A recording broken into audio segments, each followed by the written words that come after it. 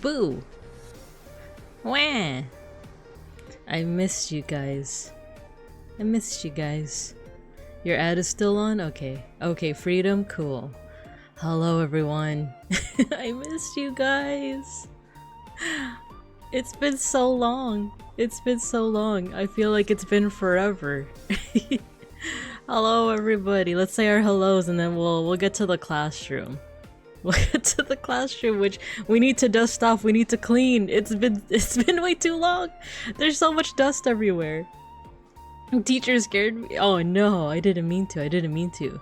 As it says, by the way, in the pinned message, I might be a little low energy today. I woke up feeling pretty sicky. I've actually been feeling pretty sicky this whole week, but now it's like hitting. It be hitting. So let's say our hellos. Oh, there's so many people here. I miss you guys. I miss you guys. Okay. Hey, Pullen, you're first, of course. You're first. Let's go. Wait, what was that sound? What happened? Dia, thank you for the 19 months. Oh my gosh. How time flies. We got A Pullen first. We got Saku with the first sticker. That's right. Get your stickers. Get your stickers, everybody. Every time I feel like my voice is getting louder, I'm like, I gotta dial it back. I gotta dial it back. I also just took a, what is this? A ginger shot. My therapist, like, I told her that I was getting sick, and she was like, you should take a ginger shot. That tastes terrible, but it also feels healthy, so... the one that I just had elderberry, ginger, turmeric, and black pepper. I feel it. Oh god. But I should be fine. I should be fine. But yeah, so Saku, you got your sticker. We got a hype train already. I just started, you guys. I just started. But thank you, thank you. Alpaca, you got your sticker. You're so tired, Alpaca. Me too. Me too. I had a full night's sleep, but I'm still so tired. May Shark, hello. I missed you. Hello, get them foods. Yeah, get them food, Saku. Whoa, what happened to my scroll button? It just went, like, way down. Okay. Let's see. And Saku, get your food. Yeah, get your breakfast. Hello, Saku. Hello, Owen. Hello, you're excited for my recap? Prepare to be disappointed. I'm sicky icky. Nah, I don't think it's gonna be. I only dedicated one slide to OFFKAI. But I still be yapping. I still be yapping. This I prepared a slideshow about the Tokyo trip, and then I kind of just tacked on OFFKAI, even though it was like really good. But yeah. Zaku, you're going to school. Going back to school. Your interview with the Fashion Institute. Nice, cool. Very proud of you. Good job. Hang in there, rough for me too. Yeah, I saw. I didn't respond, but I saw that you're also feeling under the weather. No. Hopefully we both recover soon. Saku Aura drank all of your Arizona tea. No, I do love the Arizona tea.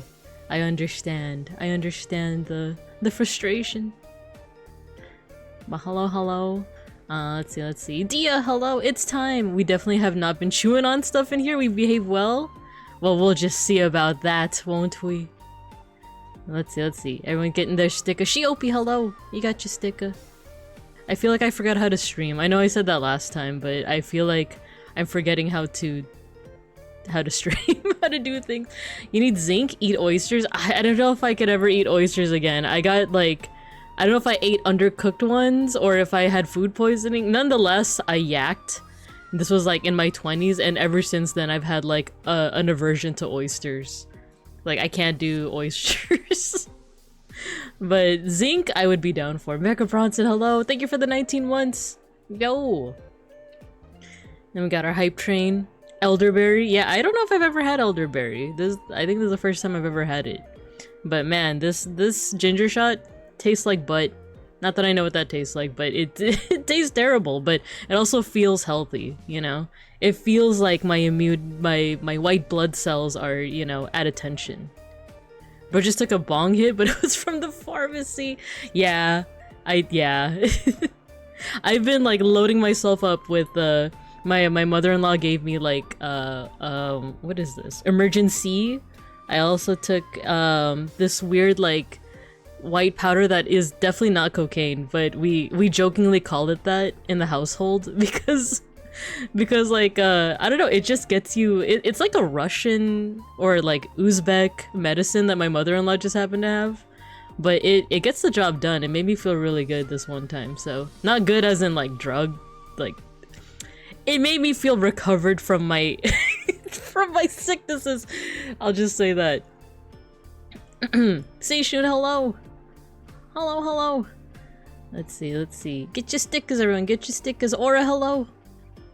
Folk, hello. Does this mean we can finally stream Gunplay together? We will see. We shall see, because right now, I'm just not in. I'm sick. One side about OFFKAI. No Digimon cards downvotes. If you guys want Digimon cards, I will play DC Go. I will shut down this entire recap. We're not recapping anymore. You guys are gonna watch me play Digimon cards for 3 hours. Found out Arizona has an energy drink and it's the lightest thing I felt. No zoomies. Ooh, okay. Fugubi, hello. Welcome. Pexcool, hello. Elderberry the goat. Nice. I drink that in tea. Oh, okay. Pharmacy bong. It is wild. Rin, Emolge, hello. It was crack cocaine. If they want to market elderberry to the Fujo market, they can rename it. Oh, G-berry. That's so good. It's okay, you can say ketamine. It's called, what is it called? It's like, it's Russian. But it helped, because this one time, I was really sick, and I was at a convention. Not the one I just came back from. It was like, I found out I was sick when I arrived at the convention, and then I had some of that powdery stuff, and suddenly I'm feeling fine. And we joke that it's cocaine, but I'm pretty sure it's not. I'm pretty sure it's literally just some kind of, like, medication. Any shellfish has high zinc, red lentils too. Ooh, I think we have lentils. And I do like shellfish. Well, I like scallops. OG berry is just actually cocaine. Do you snort it? No, you mix it in your drink and you drink it. No. Martin X777, hello. What are you? There's no drugs here. This is... The only drugs that I'm addicted to is the cardboard crack, as Matthew said, is the Digimon cards. Oh no, my volume's going up again. I gotta tone it down, you guys. I gotta tone it down if I want to save my voice for this recap. I don't know what it is. Question, does OFFKAI have vendors besides VTuber stuff? I don't remember. It was mostly like, I mostly went to the artist alley, but it was mostly VTuber stuff. Powdered sugar is one hell of a drug. Matthew, hello. 95% of everything at OFFKAI is VTuber, so not really. Yeah, exactly. If you want things that aren't VTuber, go to an anime con. Yeah, an anime expo is coming up. I saw some FF14 stuff. Yeah, so like some of the artist alley folks. You know what? Let's get to class. Let's get to class and then we will resume the yaps. I sure hope nothing has happened to our dear classroom. Ready? Let's go. Yahoo! Oh no! What happened to the classroom, you guys? What happened to the classroom? No one's been here to take care of it. Mr. Pancakes went with me to OFFKAI, you guys. Like, I probably didn't tell anyone, but opening banger slide. PNGinka, yeah, I'm PNG again. I forgot to charge the phone that I use for tracking, from a live 2D tracking, so we're PNGinka today. Yeah, we're overgrown. You go to Japan so jelly? It was fun. The music goes hard, thank you. This is one of my favorite like vaporwave artists. Indoor poop. Indoor pool. Relief Evantage, hello. Everyone get your stickers. Get your stickers. It's a full house today. It's actually not water leakage. Those are Cubs tears. Did you guys miss me that much? Got me 3 red G-Quux Gundams now. Oh man. G-Quux. What a series, am I right? What a series. Let's see. Wait, did I miss Twisty? I saw you say hi to Twisty. Oh yeah, Twisty, you got your sticker. Hello, and Amrly, hello. G-Quux. But yeah, hello everyone, hello. It's me, Babinka Bear, your local sun bear, an art history teacher, an educational streamer. And like I said, I'm a little sick. I'm gonna be a little bit low energy, but today we're gonna be recapping. First of all, I missed you guys. I missed streaming. I missed chatting, yapping with you guys. But yeah, I was away for quite a bit. I had quite the hiatus. A lot of it was me and Beans were at Tokyo for 2 weeks. It was really fun. And then almost immediately after, like we had 1 week where we were just chilling, and then afterwards we went to San Jose. Like not the following weekend, but the weekend after, and that was a lot of fun. That was like so much fun. Like I'm still it's funny, like I feel like we did everything we could at Tokyo, so I don't feel like like oh I miss Tokyo, but I kind of miss Offkai. Like I kind of miss like I don't know, I'm feeling the not FOMO, what do you call it? It's like the post con sadness, but it's just like the post event sadness, the post trip sadness. Like I didn't feel that for Tokyo. I was like, oh, after Tokyo, I was like, I'm so glad to be back. Like I'm so glad to be back home, here in jolly old California. But then after San Jose, I was like, oh man, I miss it. Like I miss the people. I miss like the vibe. So yeah. But Tokyo was still a lot of fun. So we'll get into that. Let's see. That's how it's pronounced, Jikwux. Yeah, that's how it's pronounced in the in the series proper. I was also like, how do you pronounce that? It's like Jikwux, right? Jikwux. But it is in the show itself. They pronounce it as Jikwux. I wish we had more time to talk at OFFKAI about your trip, but I'm glad to hear about it now. Yeah. I love yapping about it, but I also wanted to like yap with you guys and see how y'all have been doing, right? So, little sicky, not con plague. I'm pretty sure it's con plague. I'm like 90% sure it's con crud because when I got back, I already felt like a weird feeling in my throat, and then throughout the week, I was like, okay, am I sick? Am I not sick? I just have like a weird feeling, but I don't have a cough. I don't have a fever or nothing.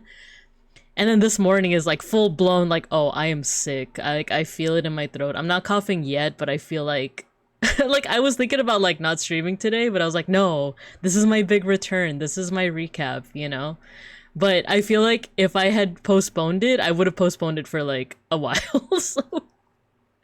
So we're doing it. We're doing it, and we're doing it well, right? So, Floof, it's a placeholder encoding. Nice. I should have gone to OFFKAI. It was pretty fun. I'm gonna like not to stoke the FOMO, but like it was pretty fun. But there's always next year. I'm hoping to go next year, and I'm hoping to possibly even like lead a panel, if possible. But that's next year's. That's for future Binka. Next season's probably gonna get a name. I'm gonna be real with you. I don't think it's gonna get another season. I think that was the end of it, wasn't it? Like that was the end. Unless you mean like another season of like a new Gundam series, right? Post-con sadness is better than post-con sickness. True. I wish I had more time on Sunday to spend hanging with people. Just one more day of yapping and meeting people. Right? I I miss it. Impossible, hello. So it's Quux for real? Yeah, it's G-Quux. I can start saving for next year. Yeah, it was a lot of fun. And the thing is, I wasn't even there for long. I arrived on Friday afternoon and I left Sunday morning. So I really only had like Friday evening to Saturday to really enjoy it. And I still thoroughly enjoyed it. Like when people say that it's like the best con they've been to, like I kind of agree. Like, because I've only really been to Anime Expo and a couple other like smaller cons. And yeah, I would say that just the vibes and just like the first of all, total opposite of Anime Expo where like you can actually breathe. Like I think that's a big plus. I think a big plus is like being able to walk around and breathe. And I know that there were these allegations that it was stinky, but I'm pretty sure that was just the party floor. I didn't really smell much of the stank, if I'm being honest. And granted, my experience isn't the universal experience, but so if other people smelled the stank on the con floor, then sure. But I myself, I didn't smell nothing. Except for the party floor. The party floor definitely had a scent. It had a scent. But also, like, the people are partying, you know, they're drunk, they're like, and people, I do believe I heard that people were getting turned away if they smelled too smelly, you know, so yeah. The Bay Area is just so far from it. Yeah, I understand. That was also the first time I went to the Bay Area. That's the first time I think I've ever been to NorCal. It was, the weather is like 100% nicer like in the Bay Area.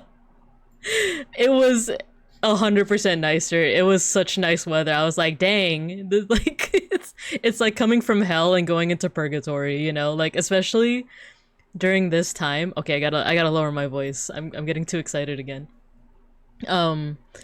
Especially during this time of like the year in California, and then going to the Bay Area where it's nice and cool. It's like, wow. Like within the same state, that's crazy. Nope, got confirmed for more timeline bits, but it's probably gonna get the Hathaway treatment. Ah, okay, okay. I really missed out. There's always next year. There's always next year, and you know, like with all kind of all of these like recaps, you know, the FOMO will eventually pass, and instead it'll hopefully be replaced by excitement for next time, right? There's always next time. But yeah, it was definitely fun, especially since the G-Quix is the second highest grossing model kit. Nice, nice, nice. Con was fine. It was the Bika who was the stinker. Why would you say that? I was not stinky. Was I was I stinky? No, was everyone being too nice to me? Was Owen and Kale and Toge, were they just being Big Ham and Aros, they were just being nice? They're just like, ah, she's stinky, but she's also adorable. Nah, I'm not gonna say she's also adorable, but we could look past this. We could smell past this. And Saku and everyone. Who else? Like all of the folks that were like at the Hollow Stars meetup. I didn't smell anything. I didn't go to the party floors. Yeah. What about TwitchCon? I don't know if I'll go to TwitchCon. Beans and I have already been spending the monies a lot this summer. I don't know if we could spend more. Like we can, but then like it's like that meme of like we're gonna be eating ice soup, you know, like day 1 OFFKAI, you know, day 2 Anime Expo, day 3 Evo, day 4 TwitchCon, day 5, you know, like ice soup, yummy ice soup. Party goers, I threw up. Binka was the stank, she is a bear. No, I'm not stinky, as far as I know. I love NorCal. It's been perfect recently. Yeah, I used to visit often. Oh, nice. I think it's pretty normal for bears to smell. No. I was fresh as a daisy. Hopefully. Adorable stinky baby. The Hollow Stars meetup was lit, so many fans. It was nice. It was so nice. Just like my Oshi Randon. No. A-Ra said I was instantly recognizable. Wait, what does that mean? What did he mean by that? Oh, is it because I'm a little purple bear? I'm so curious. I didn't see his recap. Did he really say that? Did he say I was instantly recognizable? A 4-foot tall bear? No. Can I dox you and say Babinka is so cute and well dressed and professional? Thank you, Owen. Thank you. I saw your recap. I was lurking, by the way. I was lurking during your recap, and I think you said something that like you felt like you could just pick me up. I would have been super okay with that actually, because I guess Owen can attest to this, and anyone else who's seen me IRL, like I am small enough for tall people to pick up. And I only give Owen that permission, just for now. Like, if I meet like uppies, only, and Saku and Toge and Kale, like like only they for now are the only ones who can give me uppies. He did not say that? Okay, cool. Like, Remember the free hugs and cons? How about free unstinky and spray them with colognes? Yeah, that's true. We could start doing that. Just hold up a sign that says that. Oh, and Mayshark. Mayshark's also seen me in real life. She can give me uppies. And I'm short as hell. No, you're okay. The thing with my height is that everyone is tall to me. Everyone is tall to me. Even Connor. I saw him at OFFKAI, by the way. To me, he's tall, okay? Like, I know everyone keeps saying that he's short, but he's, like, to me, to a small bear like me, he's pretty tall. You tiny? I am. IRL, I am a tiny little bear. I find it funny that this happens enough to you that you have pre-established uppies policies. Well, yeah, I have okay, one of my closest friends at, well, I wouldn't say close. He was a pretty close friend. At the Filipino club was this, he wasn't even Filipino. He was, I think, Honduran, but he just loved the culture, so he joined the club. And we were both the same age, or we are both the same age. And he was not like double my height, but he was pretty tall. And like, whenever I would say hi and he would like give me a hug, he would pick me up. But it was funny because like we were both like the kind of the eldest of our like generation within the Filipino club. And it's just funny because we have like this extreme height difference. Like I am 5 or 4, as far as you guys know, 4 foot. Like, okay, my flesh form is 5 foot nothing, and he is like 6 foot something. I don't even remember how tall he is, but like it was just funny. We have that like extreme height difference. Okay, let me catch up, and then we gotta start. We gotta start before my voice starts giving out. You know, Connor is only an inch taller than me. Next time we do a throw the binka across the river at the con.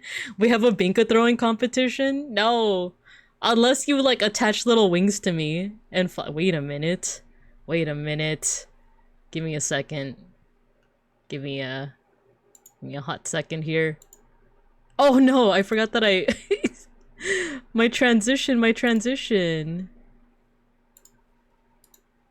I just disappeared. It's just this is right. Okay, give me the hottest of seconds. I'm doing a little wardrobe change. Do.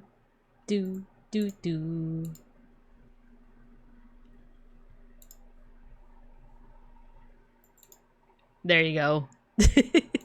I put myself up here. Block the chat a little bit. There we go. Now you can throw me. Now you can throw me. I have back problems. You don't have to worry about me trying to lift. I cannot lift. Oh no. You saw Connor? So jealous. Yeah, I saw Connor. It was by chance, and it's funny because Beans had to tell me. Like, I was just so tunnel vision during the entire con that like I did not even like see Connor until Beans was like, he like whispered to me like, oh, that person that you watch is like literally a foot behind us. Like you should not you should check him out, but if you wanted to like talk to him, now's your chance, you know? Isn't Connor 5'6"? Yeah, he's like 5'6", which to me is tall. That's half a foot taller than me. I mean, 1.5 feet taller than me. It's so useful being in the 1 Owen tall club, helpful for reference. You seem taller than that, and I haven't seen you. We are very short, but he rocks it so hard, he often wears heels to add an inch. So yeah. Let's fly Bika like a kite. That would be fun though. Lots of refreshing air. If he's 5'6", he's only an inch taller than me, man. I need to get those shoes as well. Past the binka. We light up to pass the uppies. Yeeta the binka? Don't yeet me. I am your teacher. How else are you supposed to learn art history? Excuse me. Pink Pinka. It's me, Pink Pinka. Connor was such a pleasure. Saku and I ran into him outside of Artist Alley, and he was so kind to take a minute for us to open a gift from station. I was there. It's funny because like I wandered ahead of you guys, and then I looked around and was like, where did they go? And then I saw you guys were still at the entrance, and I was like, oh, you guys are right there. And then like I was there. He said that you know, I'm gonna give you like a custom signature autograph because he changes it so often. And I was like, oh yeah, you just got to keep everyone on your toes. But I was masked up, so I don't know if he actually heard me. But he did look in my direction. But I saw Sokka was recording the reaction for his gift. I remember. Did y'all meet Omina at OFFKAI? I don't think she was at OFFKAI. I know she's gonna be at AX though.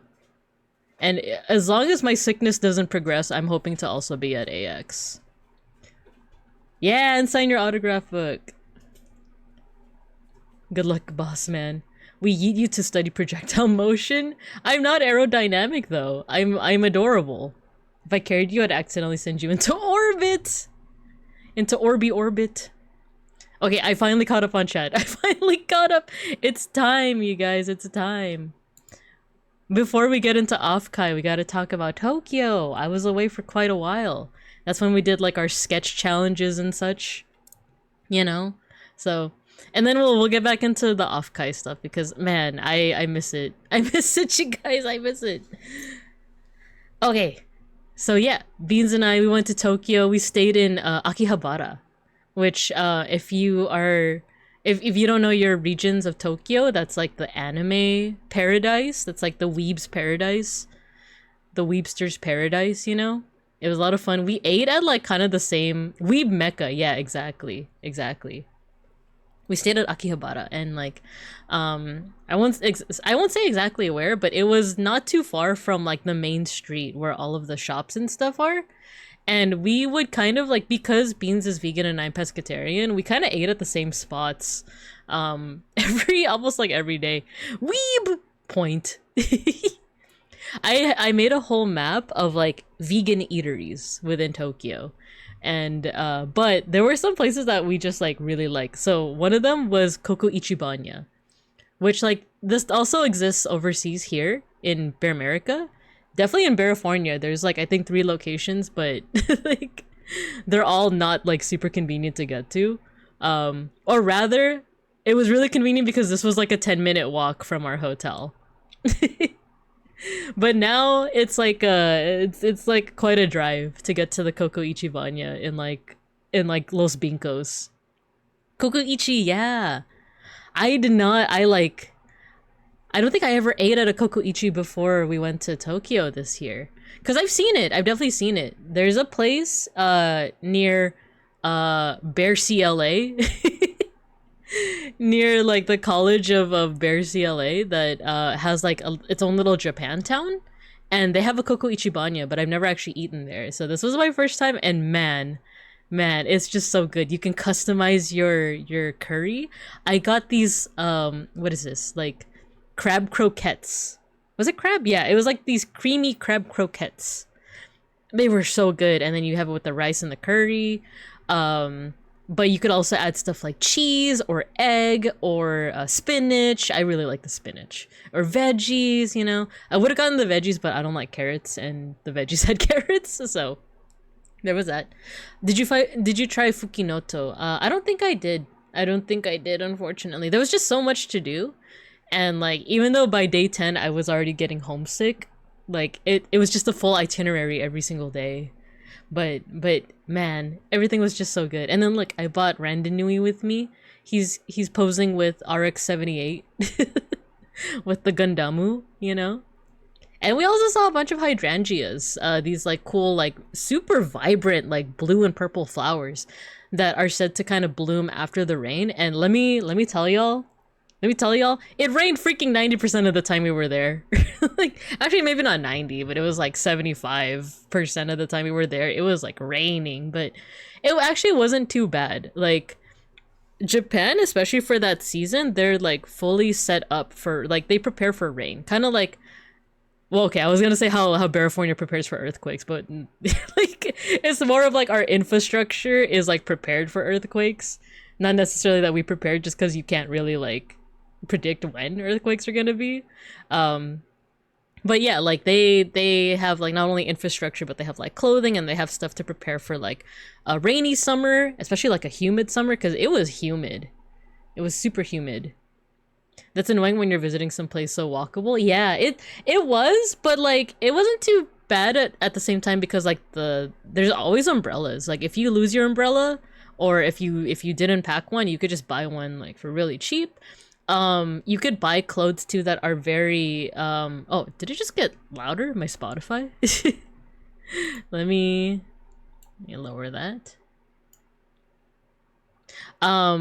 You can also buy stuff, especially from Uniqlo or like cheaper stores as well, that are super breathable. So like they cover you up like a breathable jacket, you know? It's light and breathable so that you are still like shielded from the water droplets, but it's not like if it's humid, you're not sweating as much. So it was pretty nice. Like I didn't mind it as much, but there were moments where I'm like, oh my god, I'm like navigating and I'm, you know, we're holding the umbrella and like there's just so many people, especially in Akihabara, where it was like a little stressful, but overall wasn't as bad as it could have been. But yeah, so that's a little bit of Akihabara. We also, I did not double check the contrast of the text with my pictures, but I'll read it out. So we went to Kanda Myojin Temple. This is in Akihabara, but it's like a little out of the way. A lot of these temples, with some exceptions, are mostly out of the way. So you have to, you kind of have to walk / like hike a little bit. Not hike, but Kanda Myojin base because they have anime collabs. Yeah, so Kanda Myojin is a temple that is right next to Akihabara, so they sell these little omamoris, which are like little charms, but some of them are like anime or like anime adjacent, you know, styled. So I got an omamori with do you guys know what Rilakuma is? The relaxing bear? Rilakuma. I'm gonna put it in the chat. Rilakuma. It's like the little bear that like just chills, you know? I know that doesn't really like narrow it down, but yeah, I got a little Rilakuma omamori, and then there was, I think, another temple we visited in Harajuku that had a Hello Kitty one, and I gave that one to my mom because she really likes Hello Kitty, or specifically she likes Little Twin Stars, but she's like a big Sanrio fan. Let's see, what is it? The font S fine. We can't read anyway. Oh no. It says Kanda. I'll read it out to you. I'll sound it out. It's Kanda Myojin.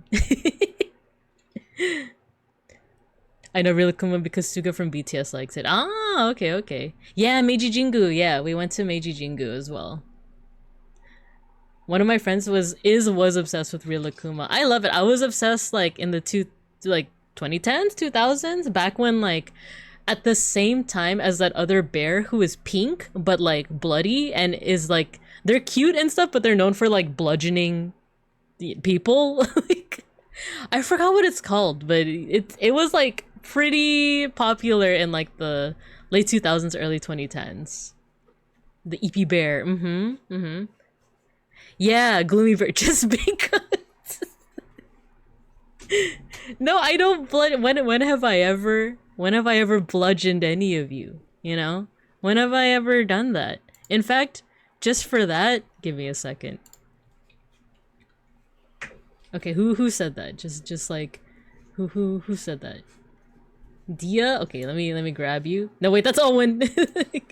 No, I keep grabbing everyone except Dia. This isn't fair. There we go. See, when have I ever bludgeoned anyone, huh? There you go. I'm gonna set you down all gentle like to show you how gentle I am. Let's open up the bit. Yeah, it's Gloomy Bear. It's Gloomy Bear. Are we talking about Dokuro-chan? No. It's wait. Did the throw redeem go through? There we go. It was Gloomy Bear. Yeah, it was Gloomy Bear. Like it's a pink bear, all bloody with like claws and stuff.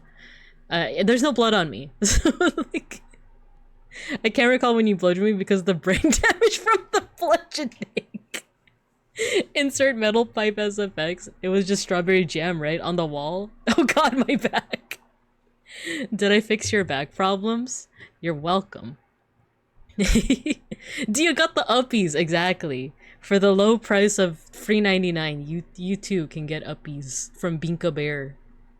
But yeah, we visited that. They had It was really cool. So one thing though with visiting Kandamyoji Temple is that as we were walking up to like this gate over here, we saw some of the locals, like when they would walk up, they would bow. They would do like a really deep bow, and then when people were walking out, they would also bow. And it seemed like just a thing of respect. So when Beans and I got up to the gate, we also did like this really deep bow, just out of respect. And oh no, not the uppies. I mean, not the mass bomb. So we did that and we like went in, and then we immediately noticed that it got windier. And we kind of joked around that like, oh, did we not bow deep enough? Did we not bow deep enough that like we've upset the Shinto Buddhist gods, you know? Oh no, Gino, one of my cats wants to leave. Okay, give me a second.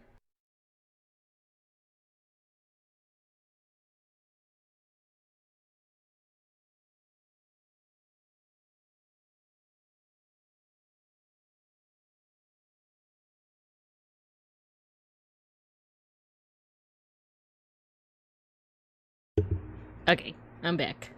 Do you think they also bowed to you because they thought you were a bear yokai? Can you imagine? They're like exiting the temple, they see a bear, and they're just like, oh god. Like, protect me, please. Please, god of the Shinto shrine, please protect me from this wacky looking bear. She looks so funky and short. Monkey see, monkey. Bear see, bear do. Exactly. That's what I had assumed, right? Is just like you bear out of respect. You bow. You bow out of respect. You bow out of respect. So we did that. The wind picked up, and you're gonna see that that's gonna be like a running theme. Is that like every time we bow at a shrine, the weather just gets worse. And like, bear out of respect. Everyone writes it bear out of respect.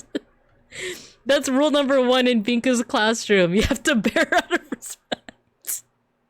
You come here as a randonite, that's disrespectful. You come in here as an operative, disrespectful. You have to be a babinkub. Everyone was bearing out of respect. I'm just kidding, of course. You can be an operative or a randonite or a mechanic or a kigurumi. you can be whatever you want. But also in here, you're my babinkub. Everyone was bearing out of respect. See, we're operativing out of respect as well, as you can see from Alpaca. Throwing it back a little bit. But yeah, so we went into the temple. We actually also prayed. I saw people praying, and I also wanted to partake in the prayer. And it wasn't just like a monkey see monkey do, bear see bear do situation. It was like, you know, like do as the Romans do. There was something that I actually did pray for, and I'm not gonna say it out loud, but it was also neat to do it because you go up to like this like box where you toss in like a coin as kind of a donation. You clap your hands, clap, clap, and then you pray. And then once you're done, clap, clap, and then you bow. So it was kind of nice actually. Notice how she didn't say raccoon. She is raccoon phobic? Google Docky incoming. Oh no. I'm canceled by the raccoons. No, I love raccoons. I think they're neat. Don't cancel me. Oh no. But yeah, after that we went to go get some of the omamori charms. We got those, and it's funny because Beans also got a charm. Because, you know, Akihabara isn't just anime and video games, it's also technology. They had an omamori that was specific to like technology. So it was like protection from, I think, like security breaches or something like that. But like he got it because it's very like tech specific. So it was cool that they had that. Google Docky. Raccoon caucus in shambles. Constituents up in arms. Oh no. No. But at least they have the right to bear arms. You know. But yeah, so that was Kandamyojin. Next up, oh my gosh, this place. So we went to a vegan restaurant that was reservation only. You had to reserve like weeks in advance. Everything that they make was not only vegan, but like locally sourced and fresh. It was really good. Yeah, it's called Veganic Monkey Magic, and another reason why it's called that. So, like I said, it's reservation only. You have to reserve like a couple, like at least a week ahead of time. But I think I did it like a month ahead of time. The owner dresses up like a monkey. It was really cool. Like she and they like they were really awesome. Like they made they were like a one person team too, a one monkey team. Like it was pretty cool. We went into what looked like just like an older Japanese residence. It's kind of like what you see where, like, you know, you're supposed to take your shoes off at this like dedicated spot at the beginning, and it was like small but like this wooden like Japanese house, you know. So and then we went in and there's like this little bar set up, and there were already like 3 other people who I assume were locals that were sitting there, and then the host came out and they were dressed like a monkey. And they have a little monkey get up, and it was so cool. The other people that were there, they only spoke Japanese, but they spoke like a teensy bit of English, and then the hosts themselves spoke English. I think they said that they even like lived in America for a little bit.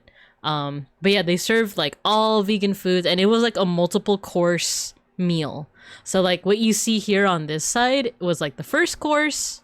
Oh no, I think that was like soup. I think they gave us potage, if I'm saying that right, like some kind of soup first. And then they gave us this like whole medley of different like mushrooms and creams, and like all of it is vegan. It was, oh my god, it was so yummy. This is, I think, mascarpone? Mascarpone?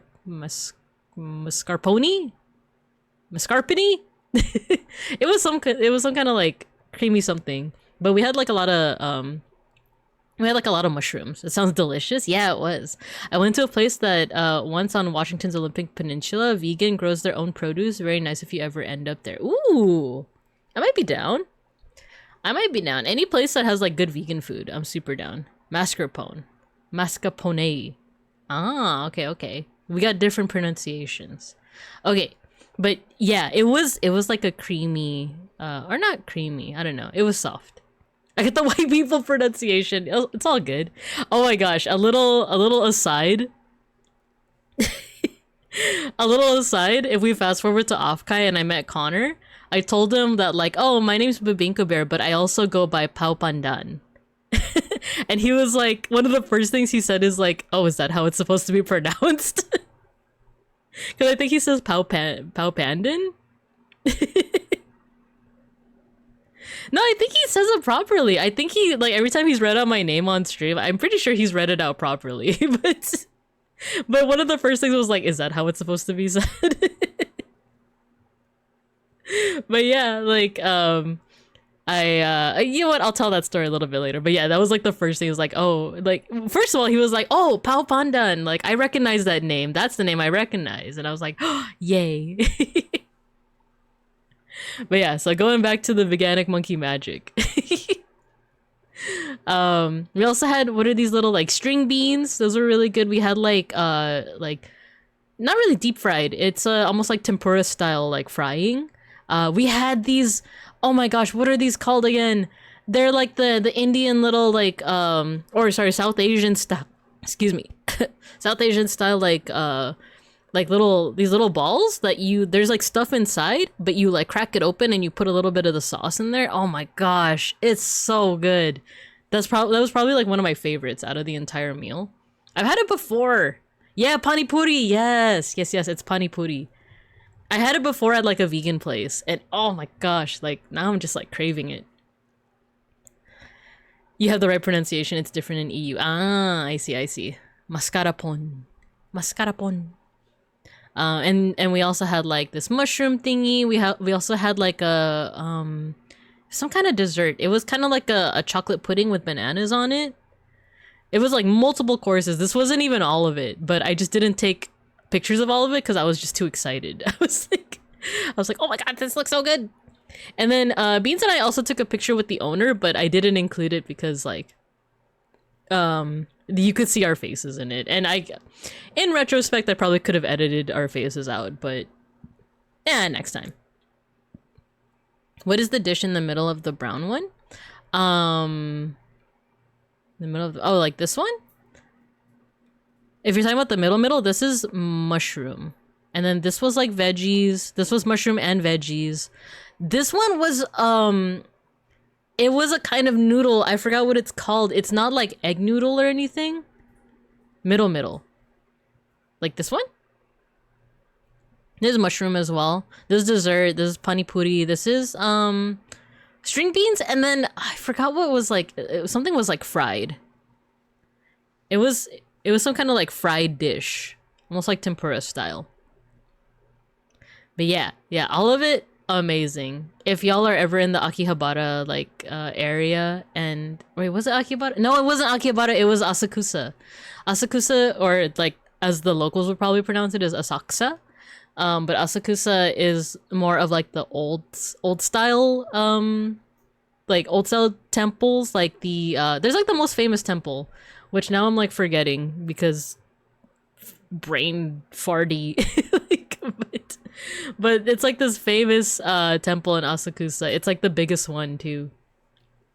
But it's in that area, but it's reservation only. If you're ever in that area, I definitely recommend it. If you're also in the Asakusa area and you want a fun little interactive experience, we also went to the Samurai Ninja Museum, which is very much catered to tourists. Like that is 100% catered to tourists because like our entire audience was like, I did not see a lot of locals. And the people that were like leading the tour, they were like only speaking in English. So it's definitely like a tourist destination, but it wasn't super expensive. I wouldn't call it like a tourist trap because it was actually very informative, very interactive, and like the I don't know, it was like the style of tour that they gave was just really good. It looked so cool. Yeah, they had like samurai armor. They taught about like samurai and ninja culture, which like if you're already a fan, you're probably still gonna like get something out of it because you get to still see like cool armor and like the real weapons that they used. And if you know virtually nothing about samurai or ninja like culture, then you're gonna get a lot out of it. But Beans, he's really into samurai ninja stuff. He's you know, very, very weeby in that way. He's not in the room right now, so I could talk about him as such. But yeah, it's he really likes like samurai ninja culture. So Beans is based, you mean? He is. He's on top of my head as well. But yeah, so he really likes samurai ninja culture. So at first we did think that this might have been like a tourist trap, but like because one of the first things that you do when you get to the museum is you like they have you put on little like fake samurai armor and you take pictures, and it's like very touristy, you know, and it seems very like kind of corny in a way, but it was also cute. And the staff that are working there, this is not their first rodeo, you know, like they know exactly how to like pose people. They know how to get you in and out of the armor really quickly, and they know how to take pictures too. Like oh my gosh, in retrospect I'm like, I could have shown you all these pictures, but I could have just edited my face out of it. But like I wish I could show you because like it's not even just us in the armor, it's the photography. It's like dang, you took that picture with my phone? This is kind of sick. Like, because they got like the angles, like the guy that was working with us angled it in a way that it was like POV, you're about to get stabbed by Bubinka, you know? Not that I ever would. Not that I ever would stab you or throw you around or nothing, but Bubinka puts on samurai armor, Mirror of the World starts playing. And by the way, all of this is little like photo op thing, this photo sesh was all like 5 minutes. Like they were fast, especially because there was like a family before us, there was a family like ahead of us, and like they kind of lagged it, or not the staff, the family ahead of us kind of lagged it because they really wanted their like little 5-year-olds to look epic in their armor, and they were like, no, hold the sword up, hold it up now make it look like you guys are fighting. And like meanwhile, me and Beans are just like, okay, pose for one picture, pose for second picture, we're done. And it's funny because like I think the family in front of us was like speaking Russian, and like Beans could understand all of it. The scissors, however, the Binka Tanto is just for show. The scissors, however, I saw Binka kill a man with just a glue stick. No, I would never. I'm trying to also imagine what that would look like. And all I can imagine is me just angrily shoving a glue stick into someone's mouth. Just being like, eat it! Eat it! That's like the closest I can imagine to like like someone with like a glue stick. But yeah, so that was the first part, was just like a little photo op, and then the bulk of the experience was just a tour while the person was talking about samurai ninja culture. So they were talking about how like the culture of samurais, you know, they usually have a lord that they are protecting, but then if they don't have a lord anymore, then they're like a wandering ronin, stuff like that. Joke's on you, I eat glue all the time. No, I'm just feeding you guys. I'm just encouraging you guys to engorge yourselves more. But also the tour guide was like not only super informative, but they did what I like to see in education, which is like asking the audience what they already know and kind of going off of that. So it was very kind of open-ended, and she did a great job too. And if the audience didn't quite feel like talking about what they knew, then she would just ask them leading questions. She asked like this fun quiz question about like, there's a person in popular media whose like armor is based off samurai armor. And I'm so proud of Beans. Beans, like, you know, after no one else was answering, he just like timidly said like Darth Vader. And the little tour guide was like, not little, the tour guide was like, yes, like, Darth Vader's armor is based off of samurai armor. And I was like, wow, good job, Beans, wow. So yeah, being so smart, right? Right? Exactly. So we learned a lot about the culture, and at the very end was like the ninja section, and you can throw fake ninja stars. And they're plastic, because I was like kind of scared. I was like, oh no, they're gonna have the kids handle the ninja stars. They're gonna have the two bears handle the ninja stars, but no, they're like made out of plastic, and you're tossing it into like basically a styrofoam wall. So she taught us like the technique on how to toss ninja stars. So it was pretty cool. It was pretty cool. Makes sense. Lightsaber duels were originally based on kendo. Oh, you know what? That makes sense. That's one of those things that I legitimately didn't know about before. But now that you say it, it's like, oh, yeah, that makes sense. And Bison, yes. Yes. Jedi are just space samurai. It's true. HGTQW5, hello. Hello, hello. Jedi Space Wizard Samurai. Exactly. Exactly. But yeah, that was the Samurai Ninja Museum. We, oh, the very last part is, like, if you wanted to end the tour there, you could, but they also offered, like, they had an actual, like, descendant of samurais who still practices, like, swordsmanship, and he did, like, a short, like 5-minute show at the very end where he like, Beans got a really good video of it, and unfortunately I can't share it because faces and whatnot, but yeah, it like he was just showing off his like sword techniques, and it was really cool because he's like legit like from an old like samurai family, and he even said that like this isn't that much of a rarity. There's a lot of people who like still practice martial arts, or they still practice swordsmanship, and they are descended from these old like samurai families.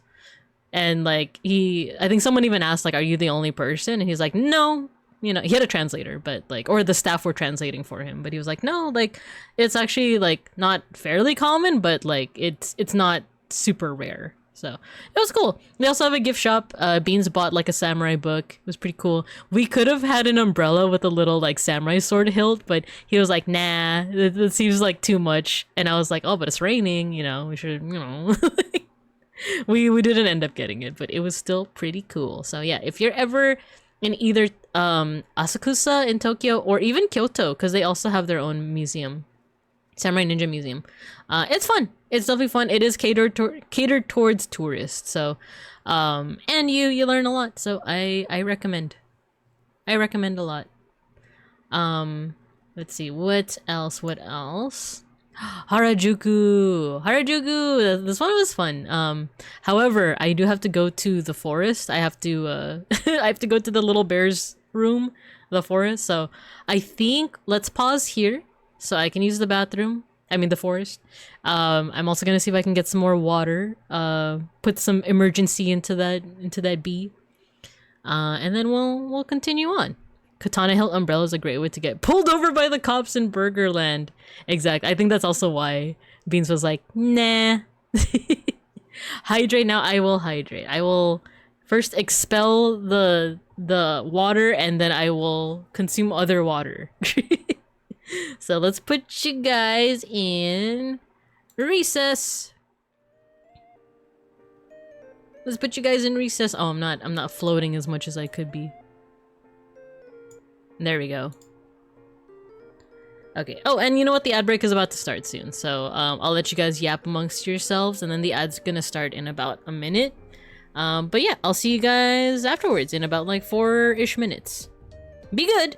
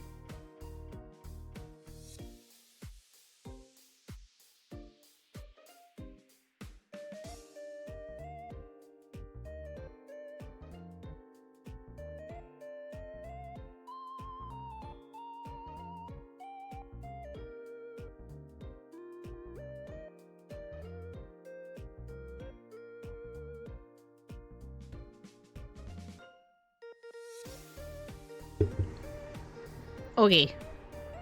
Yes, the Wandin, he is on. I was watching for like all of 30 seconds. And I was like, okay, I gotta get back to my thing. I gotta get back to my thing. But yeah, Wandin is on if you guys want to dual wield. Welcome back from the forest. Yeah, it was pretty good today. Not as smelly. Not that the forest ever would be smelly. But alright, let's get back to class. I saw you guys dancing. I saw you guys dancing when I went to the forest.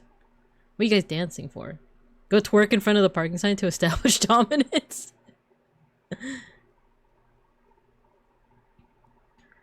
After so long I get to cry on the Itosha again? Yeah, I did hydrate.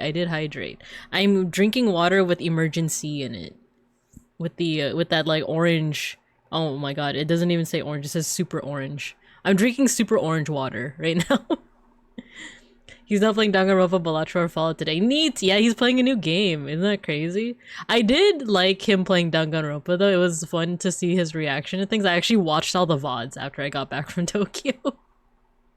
Father, that's my uncle you're talking about. Uncle Wandin. Father Wandin. Uncle Wandin. But yeah, I think, let's see if I can, keep on going with my recap, and then depending on how long he goes for, we're probably gonna raid into him. But yeah, let's keep on keeping on. So, Harajuku. So this is a part of Tokyo that is known for like their fashion and fashion stores and such. I'm not much of a fashion person. Like, I know for the folks that met me at OFFKAI that might not seem like the case, but I really just wear whatever my mom tells me to. Which I know sounds kind of pathetic, kind of silly, but it's also because she knows my body type the best, so she knows how like the best dresses and stuff for me to wear. So like she gifted me a whole bunch of dresses when we went to the Philippines, and I just wear them as kind of like my default outfit when I go out. So it's like I don't even have to think about it. If it were like literally up to me, if it were up to me to dress myself, it would not be great. I'm a dress for comfort kind of person. So like I'm not a very fashionable person. And it's funny because my brother is more fashion. My brother and Beans, like two of the most important male bears in my life, are way more fashionable than me. Let's see. Oh my god, back of the fridge had one last can of Arizona. Go get him. Go get it. It's normal my partner picks out my outfits for me. Yeah, we haven't gotten to the point where Beans picks outfits for me, but I do ask for his advice. Because he's the one that knows, like, oh, you're not supposed to mix patterns together and stuff like that. Or if you do, you better be rocking it real good, you know? I wish I had someone to do wardrobe for me. That sounds great. Yeah, the thing is, I don't live with my mom, but she just gifts me things, and like usually she gets them for discount at some like shady business, but they look good on me, you know? They look good on me. She told me one time that she shops at Temu, and I was like, you should not be doing that. And she like laughed it off and was like, your brother told me the same thing. And it's like, gee, I wonder why. But yeah, so we went to Harajuku, but mostly one because Beans wanted to get some new shoes from the Nike store. And then we went to this really cool place called Case Space. It's spelled oh my god, was it with a colon? It's spelled like this, like Case Space, like Casper Cattuccini with pace, you know? So that's a really cool place to get phone cases and iPad cases and like bear pod cases, you know? So I got a new case. Fortunately can't show it to you, but like it was cool if you're ever in that area. Yeah, exactly, like a space for your case. Exactly. Exactly. But yeah, they had cool designs. Like they have like the kinds of bear pod cases where like it has glitter in it that you can like play around with. They have those phone cases where they have like little it's like those shaker charms where if you shake it there's like a little design that like floats around. I was so close to getting this design where it was like a bunch of little bears in like a claw machine, So close to getting it. But I also wanted to have a MagSafe case because I like having my phone and my wallet be the same thing, essentially. And I was like, oh, if I get the MagSafe, if I get like if you don't know MagSafe, it's like basically a little mini wallet case to put on the back of your phone. So MagSafe, yeah, it is in fact MagSafe. It's because it's a magnet, but yes. So, but if you put that on the back of your phone, it does cover up 90% of the design. So I ended up just getting this really nice, like, iridescent design and like a MagSafe wallet. So it was pretty cool. But Beans also got like a BearPod case with like, it was coffee themed, so it looks like there's coffee in his AirPod case, his BearPod case. So that was pretty neat. Because he's very big into coffee. He's a coffee guy. Coffee bear. Yes, but is it cast safe? Well, it is MagSafe from Case Space, from Cast Space, so close enough. Close enough. But yeah, I also took this picture. Let me get my pointer out. It's not, I know you can't see it that well, but they have this cool floating sculpture inside of the Nike, the Harajuku Nike shop. And if you take it at like this angle, it doesn't even seem like it's like a 3D space. It seems like it's a piece of like graphic design, right? But no, this is actually like a physical, this is like a photo I took, right? Case space, enzyme mention. Oh my god, what's that one biology joke of like, or that pickup line? The, hey girl, are you DNA nucleoclase? Cause I sure would love to unzip those genes. Killed it. Anyway. Was it ribonucleoclase? Whatever. I don't know nothing about biology. I'm not a biology bear, I'm an art history bear. I just remember it from AP Bio over 20 years ago. You guys are laughing. You guys are laughing at it. Like, and I totally bungled that. I totally botched it. Like, are you laughing because I botched it? Anyway, I got Digimon stuff. Yippee! Yahoo! If it ends with ace, it's very likely an enzyme. Ooh, okay. I see. Wow! Yeah, Digimon! I got lots of Digimon. Oh my gosh, guys. The freaking journey to me getting Digimon merch was like, it was so hard. It was so hard. I did get chest rockets. I did. It was so hard. Like, Digimon has nowhere near the same amount of like fandom presence as Pokemon does. You go to any like large mall area, you're gonna see a Pokemon center, and oh my gosh, I got Pokemon merch from my siblings. That is hell on earth. I love Pokemon, don't get me wrong. I'm not into the whole Pokemon Digimon tribalism, you know, but I love Pokemon, but the Pokemon center stores, the Pokemon merch stores, that is hell on earth. That is HE double hockey sticks on earth. Like, that was especially on a weekend. Like, especially on the weekends, it was actually kind of manageable, like, during the weekday, but it was so crowded, I actually was a little scared that I was gonna faint. Like, it was that overloaded with people. Like, the thing is, like, we went to a mall, was it in Ikebukuro? It was. Yeah, Ikebukuro is a real place. Yeah, not just from Persona, not just from Duwawawa, from Durarara. Detention on Earth, yes. I went to the Pokemon Center in a mall in Ikebukuro, in order to get Pokemon merch, and we first went during the weekday because I wanted to get something from my sister.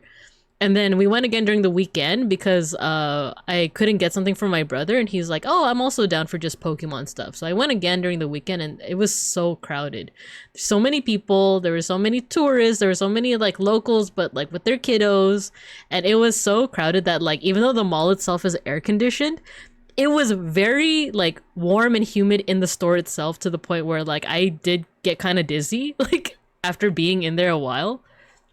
And it was like kind of overwhelming. So if you are ever gonna go to the Pokemon Center in Japan, go on a weekday. Like, Like either when it barely opens or like later in the night, because that was terrible. That was terrible. But I got what I needed. And I even got my own favorite Pokemon, which is Venipede. So it was in the store. Torkoal used Heat Wave over there. It was super effective. It was super effective on this small pink bear. Purple bear. On this pink pinka. Meanwhile, by contrast, if you are trying to find Digimon stuff, you have to go to ultra specific spots in Japan. Otherwise, like, you are not gonna find nothing. Which, like, it's kind of a shame. Like, Digimon is definitely not as big as Pokemon is. Despite how much, like, I love it more. But I ended up finding a place called Annibirth Ikebukuro. And at first I went to another place in Shibuya for it. Oh my god, it was kind of hellish because we had to go through Shibuya Station, and then it was so crowded. The streets were so crowded. We went into a mall that was so crowded in the hopes of finding this one place called Annibirth Shibuya, only to find out that it wasn't even there anymore. I remember being like, we went through all those crowds in the rain, mind you. I forgot to mention that it was in the rain. It was in the rain, and we went there, and the Digimon merch wasn't there. I felt like crying. I was so defeated. And Beans was trying to cheer me up. He was trying to cheer me up so much. He was like, let's go eat something. Let's go eat something, and we'll try again tomorrow. And then we did try again tomorrow, and I got the stuff that you're seeing on the screen here. I found it. It was in another part of Tokyo. It's called Annibirth Ikebukuro. So yeah, it sucked that one day, but we got some good eats out of it. We went to an izakaya, which, like, if you don't know what an izakaya is, it's a place to get beer, but also like drinking snacks, like super fried foods, you know, like fried meat and stuff like that. Like, try to think of what else they usually serve at like an izakaya. And sorry, I like burped into the mic. But yeah, we got that, but like a vegan version. It's called Izakaya Masaka. Like, masaka, as in like impossible. Skewers, yeah, skewers. Exactly. Izakaya is where a lot of business decisions are made as well. Ooh. I mean, it's a pretty chill place. It's a pretty chill place, but yeah, there's a vegan version. It's called Izakaya Masaka, because Masaka is like, it can't be, impossible. But it is possible. So yeah, that was pretty cool. That's where we ate in Shibuya after I was defeated by the crowded malls. The lesson here, by the way, is like, if you're gonna go to Japan, like, avoid going to any malls, or like, I don't know, avoid going to most places on the weekend. Only go during the weekday. If you have to go anywhere during the weekend, I don't know, either make sure that it's like a special event, or like a park, or somewhere where you can breathe. But yeah, I got this cool merch. I got my OTP. I got Mimi and Joe, and then I got Ikakumon. I got some like not gacha, but like blind boxes. Some Gatomon and Gabumon pens, and then these shirts with Garurumon and Metal Greymon with his titty rockets and such. Would you say that this bear got mauled? I would in fact say that this bear got mauled. Watch out for mall rats! That's me, I'm the mall rat. But yeah, that was one lesson learned. Don't go to any malls on the weekend. With his what? Yes, his chest-based weaponry. Exactly. You know what? Let's go back a slide. See? He's shooting rockets out of his chest. And the rockets have faces. I love Digimon. I think Digimon is neat. And then midway through our trip, we went to Kyoto. Kyoto is a completely different area of Japan. We even rode the Shinkansen, the bullet train. That's why Mazin Kaiser is great too. Yeah, exactly. That's right, Alpaca. That's right. The titty rockets. But yeah, we went to Kyoto. It's a completely different part of Japan. We rode the bullet train for, I think, 2.5 hours. That's how fast that bullet train is. You could go to a completely different part of Japan in only 2.5 hours. It was a cool experience. I don't know how to like sum up. Like there were so many things that happened, but basically with the bullet train, there's like a little tradition of having your little bento box and eating it on the train, but there aren't the vegan bento boxes. So we ended up going to like a vegan restaurant and getting takeout. Which, by the way, I don't know if I mentioned this after my first Japan trip, but if you are visiting, one thing to know is that they don't. Actually, I don't know if this is an America only thing. Yeah, ekiben, exactly. It's called ekiben. It's like your bento for the train. So, I don't know. You guys tell me if this is an America only thing or like a West only thing, or they do it in Europe or they do it in other parts. But when you go to a restaurant, if you order a lot and you can't finish it, at least like here in America, you're usually allowed to like pack that stuff up so you can eat it later. You could take it home with you, you could eat it later.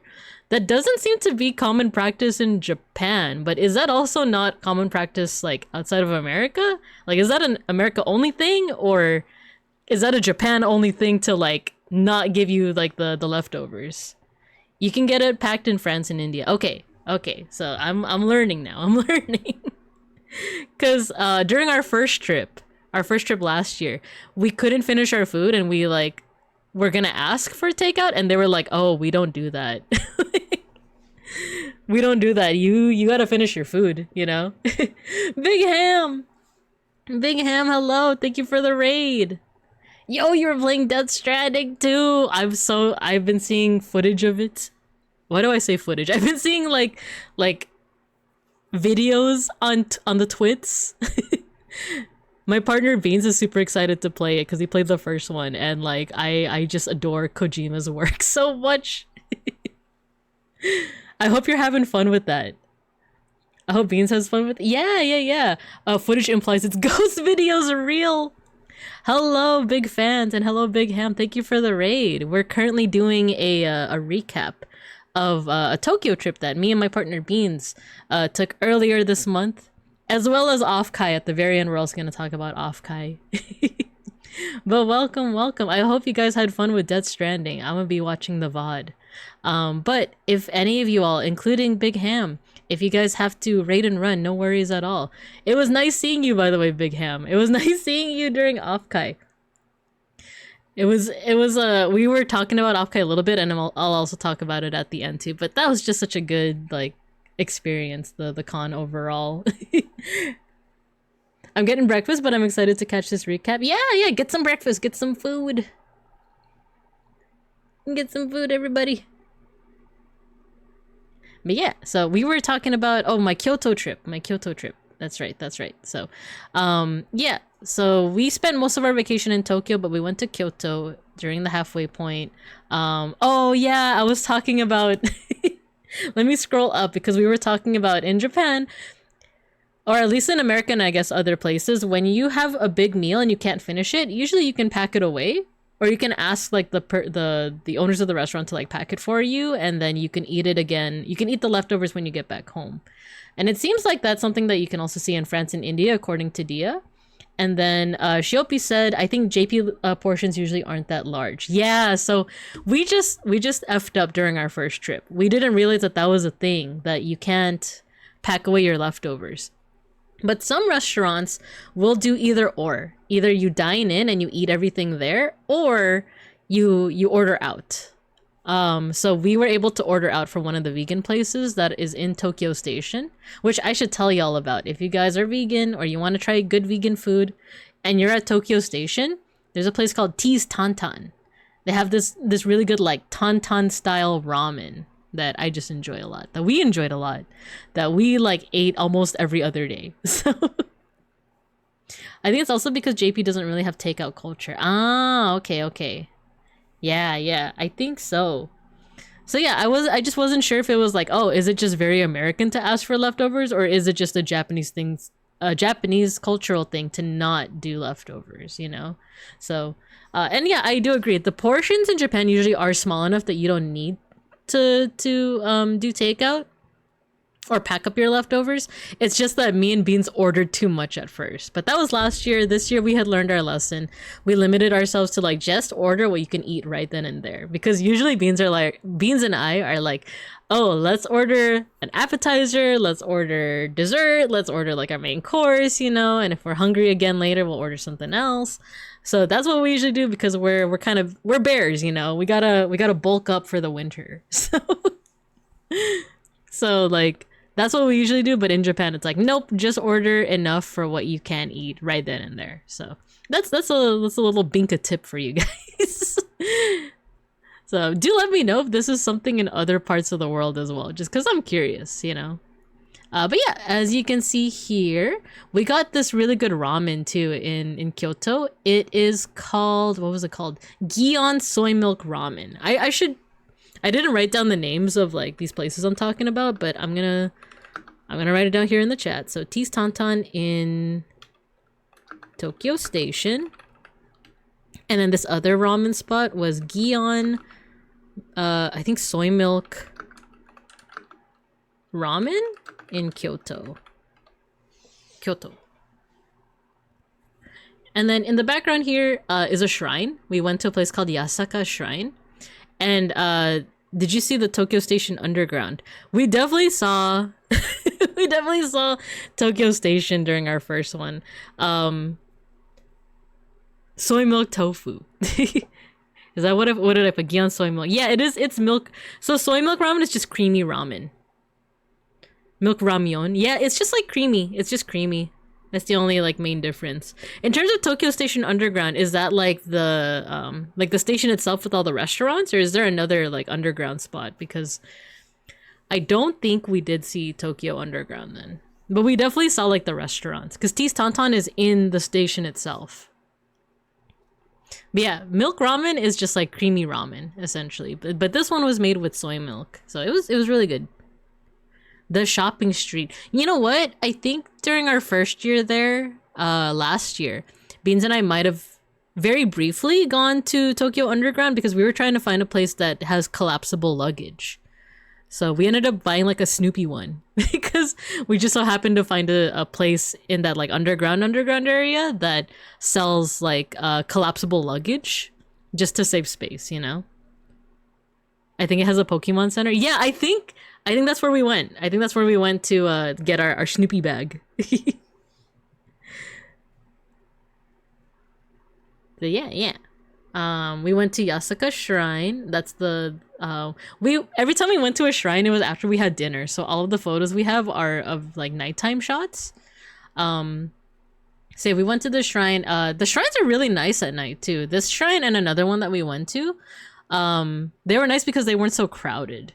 And people were down to like hike on one of the shrines, and I was like, I'm not down. I'm too much of a scaredy bear for that. Kyoto is also known for its matcha tea. So we got some matcha tea. Like legit matcha tea. And it's funny because one of my coworkers and like best friends told me that there's actually like a matcha shortage in the States right now, in Bear America. So she asked me to get her some matcha, and I did. But the place that we went to also had a little cafe attached to it where you can like, you know, get kind of professionally made like legit matcha. So it was pretty good. I was kind of basic. I just got like a matcha latte because real matcha is very bitter. If you are Bear American and you like your matcha latte, your latte mates, your matcha lattes, then like it's very sugary. Like that's not real matcha in a way. Real matcha is very bitter. So I just had the basic one because I don't like bitter things, and I got these two little crackers right here. Beans got the real thing. He actually got like a it was so rich, the matcha tea that he got, that the leftovers, like there's leftover matcha, if you add water to it, that's almost like second drink. But it's like a more diluted matcha flavor. So he actually got that. Let's see. Yes, Snoopy. Beans is guilty as pleasure. Real matcha tastes like grass. Yeah, it's kind of like more earthy. Yeah, definitely. But I'm used to the kind of watered down matcha lattes with the sweet stuff, you know? So yeah, it was good nonetheless. Really, really good stuff. And it's nice to just like have traditional matcha in like a traditional place and in a traditional manner, you know? So yeah. Here's part 2. So in Kyoto, we also went to the Inari Shrine, which has these cool like doggies, these cool like fox statues with little bibs on it. If you go into this shrine, once again, we visited at nighttime. There is like, you go all the way up kind of like a hill, and this is the shrine where you have like the 100 torii gates. So once again, I didn't put like quite enough pictures to really show what I'm talking about, but there are these torii gates and there's 100 of them, and you can hike up to like the main shrine itself. The only thing with that is like, it was night. I think it was like 9:30 or something when we went. And if we had hiked up, it would have been like an hour and a half. And I was kind of not down for that because it was also nighttime and kind of spooky. It was kind of scary. So Beans and I were like, let's just go back to the hotel. Especially because like, oh yeah, like I said, there was this running theme of like Beans and I would like bow at a temple and the weather would just get worse. Like, so we kind of didn't want to risk it. If like, if us not bowing deep enough was already causing weather problems, you know? And us hiking at night up a mountain with a bunch of fox, you know, like fox statues, which, you know, I'm only slightly stitious. Not superstitious, I'm only slightly stitious, but that kind of made me superstitious. Like, I feel like it was risky business. Anyway. Inari Shrine, my beloved. It was cool. It was cool to see. I love the little fox statues with the bibs. I think that's really neat. Okay, I gotta bring my volume down again. I'm getting too excited. But the reason why there's also a random Monet picture here, by the way, a random piece of modern art, is because we also went to the Kyoto National Gallery, Art Gallery, or Art Museum rather. We went there on New Year's Eve, packed full of people, freezing cold, still beautiful. Yeah. Oh my gosh, I'm so glad that y'all have gone. It's yeah, I would imagine that it would have been like packed. And it's a pretty wide space too, so that was probably like a lot of people. So yeah, I forgot to mention that Beans and I also did go to a bunch of museums. We went to the Tokyo National Museum, which I'm going to talk about shortly, but we also went to the Kyoto one, which just so happened to have a exhibit on Monet, who did all of these cool like impressionist, post-impressionist water lilies and stuff. Yeah, the hill's long. The hill's long, and I just wasn't down to hike it at 9:30 p.m., you know? Even getting to the shrine itself was a bit of a hike. Not hike, but it's on an incline. It's on a hill, so it was already kind of scary, spooky. But yeah, we went to that museum. There was some cool Monet stuff. There was also work by an artist called Yayoi Kusama, who's one of my favorites as well. If you've never seen her stuff before, she's fascinated with polka dots. She's a fairly well-known contemporary artist nowadays. She's still alive too. But she's also the one that creates those like infinity rooms where you're basically just in a small room, but it's filled with mirrors and decoration. So it feels like you're in like this large room, even though it's just like a small little box, essentially. So she's famous for that, but she also does a lot of work with like polka dots. So unfortunately, the reason why I don't have a lot of pictures for that is because in these galleries they didn't let you take pictures. I did buy a lot of prints though, so maybe I'll show you guys those with a hand cam during a future stream. But yeah, so that was neat. And then we eventually got back to Tokyo and we went to the Tokyo National Museum. And I just like this picture because when I first took it, to me it looked like the Wojak, the soy jack, the one of the guys like pointing. Doesn't it look like the doesn't it look like the guy pointing? Right? The little Wojak? like she's pointing at the other statues, right? So we went to the Tokyo National Museum. That one was also really cool. It's a big museum. It's like, if I were to compare, if you were a like California local, arguably it's like as big, maybe bigger than the Getty Center. And the Getty's like a big museum. So like spatially, like geographic, like there's a lot. There's a lot. So yeah, like we just went to a couple of buildings because I really just wanted to see more of the ancient stuff. Like I actually don't know too much about Japanese culture, but I'm fascinated with like the old, like the ancient stuff. So I wanted to see what's called the haniwas. I'll put it in the chat. Haniwa. They're basically, if you ever played Animal Crossing, they're the little guys that ask if you want to build a bridge, and like they're moving their arms and stuff. They're like, "You want to build a bridge?" Like it's those guys. I think they're called gyroids in Animal Crossing, but they're that. There's also a new Digimon base of Haniwas. I think that's also partially why yeah, it kind of looks like an SCP. Yeah, I love like just really old Japanese culture as well, because there's these, and then there's they're called dogu statues. They look like a Digimon. They look like a Digimon called Shakumon. I really don't know like a better way of describing it, but that kind of sculpture is just very fascinating to me, because these are like very early, maybe even prehistoric cultures, but they made like these really elaborate sculptures just out of coils. Doggo statues like Hachiko. No, it's Dogu. Let me see if I can get a picture for you guys. Dogu statues. I'll link it in the chat.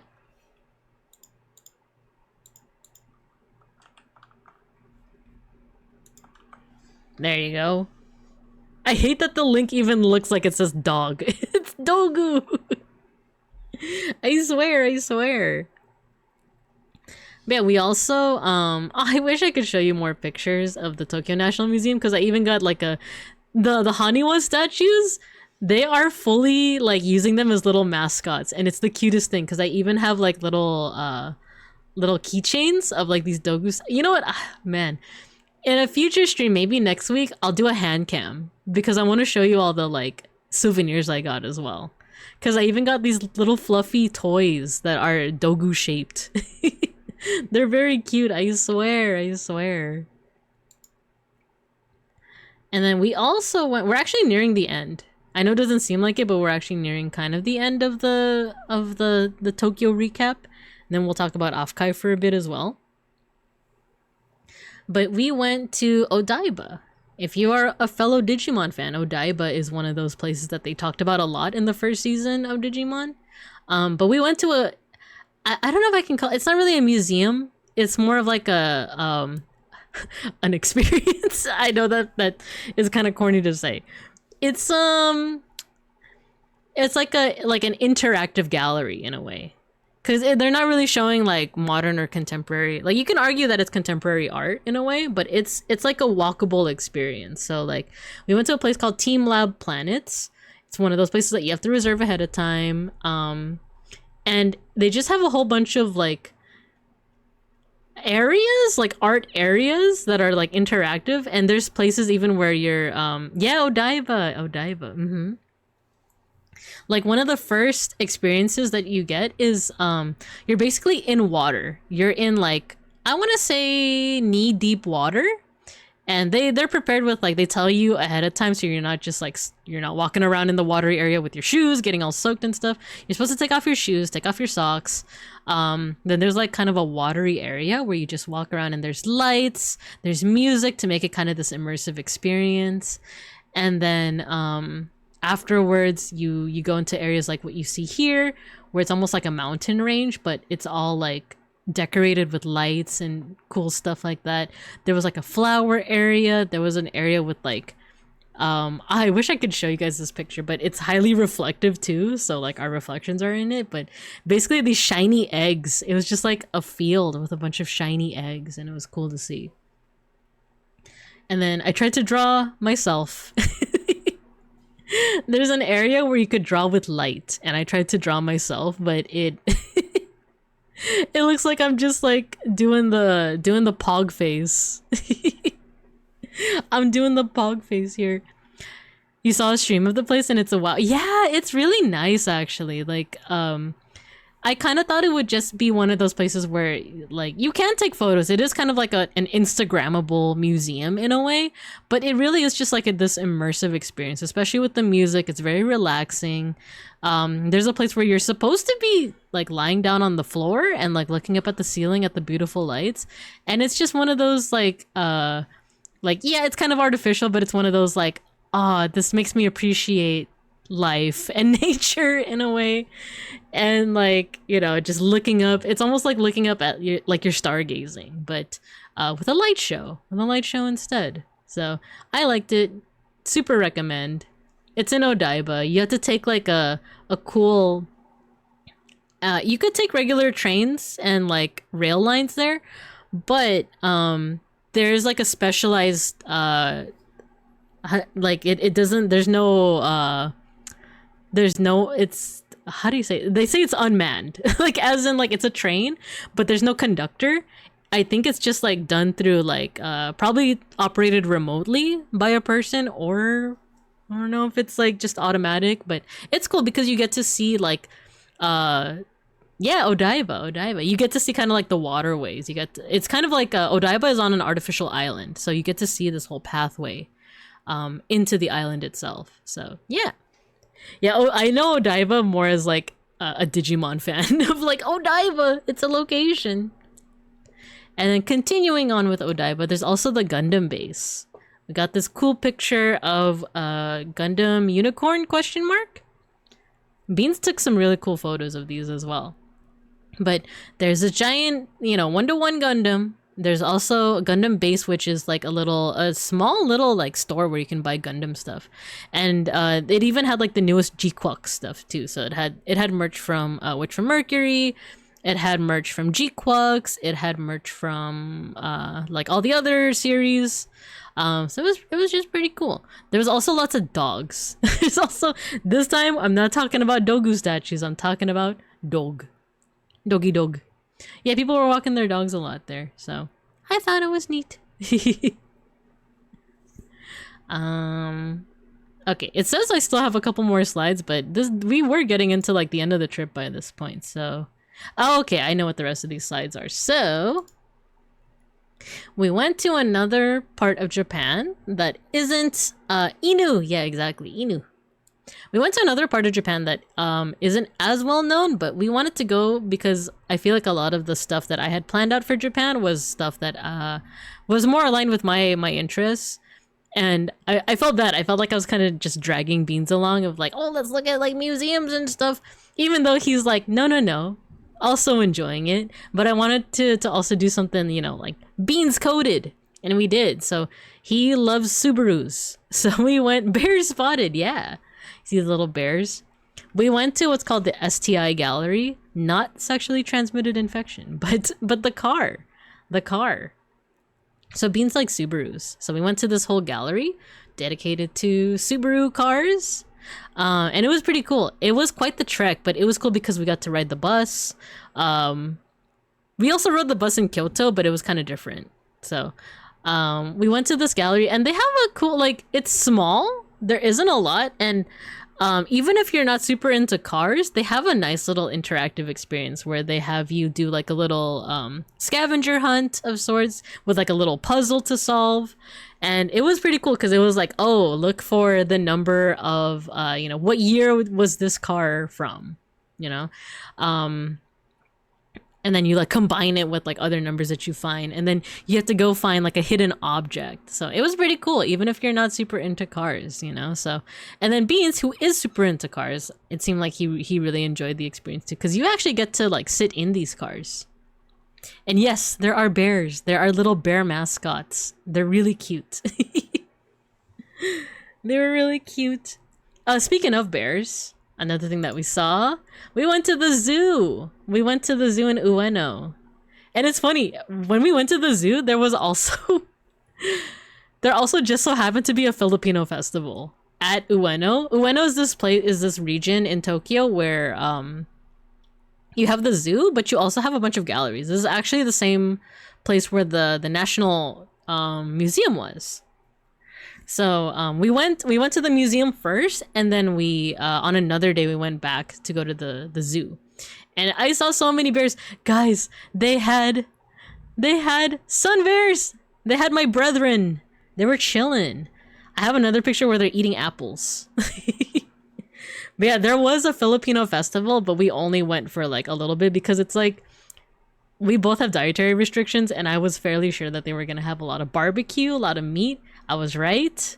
So we only stopped by to see it, and then we like dipped. So bear. Yeah, we did. So we saw the brown bear. He was chilling in his little pool. We saw a polar bear.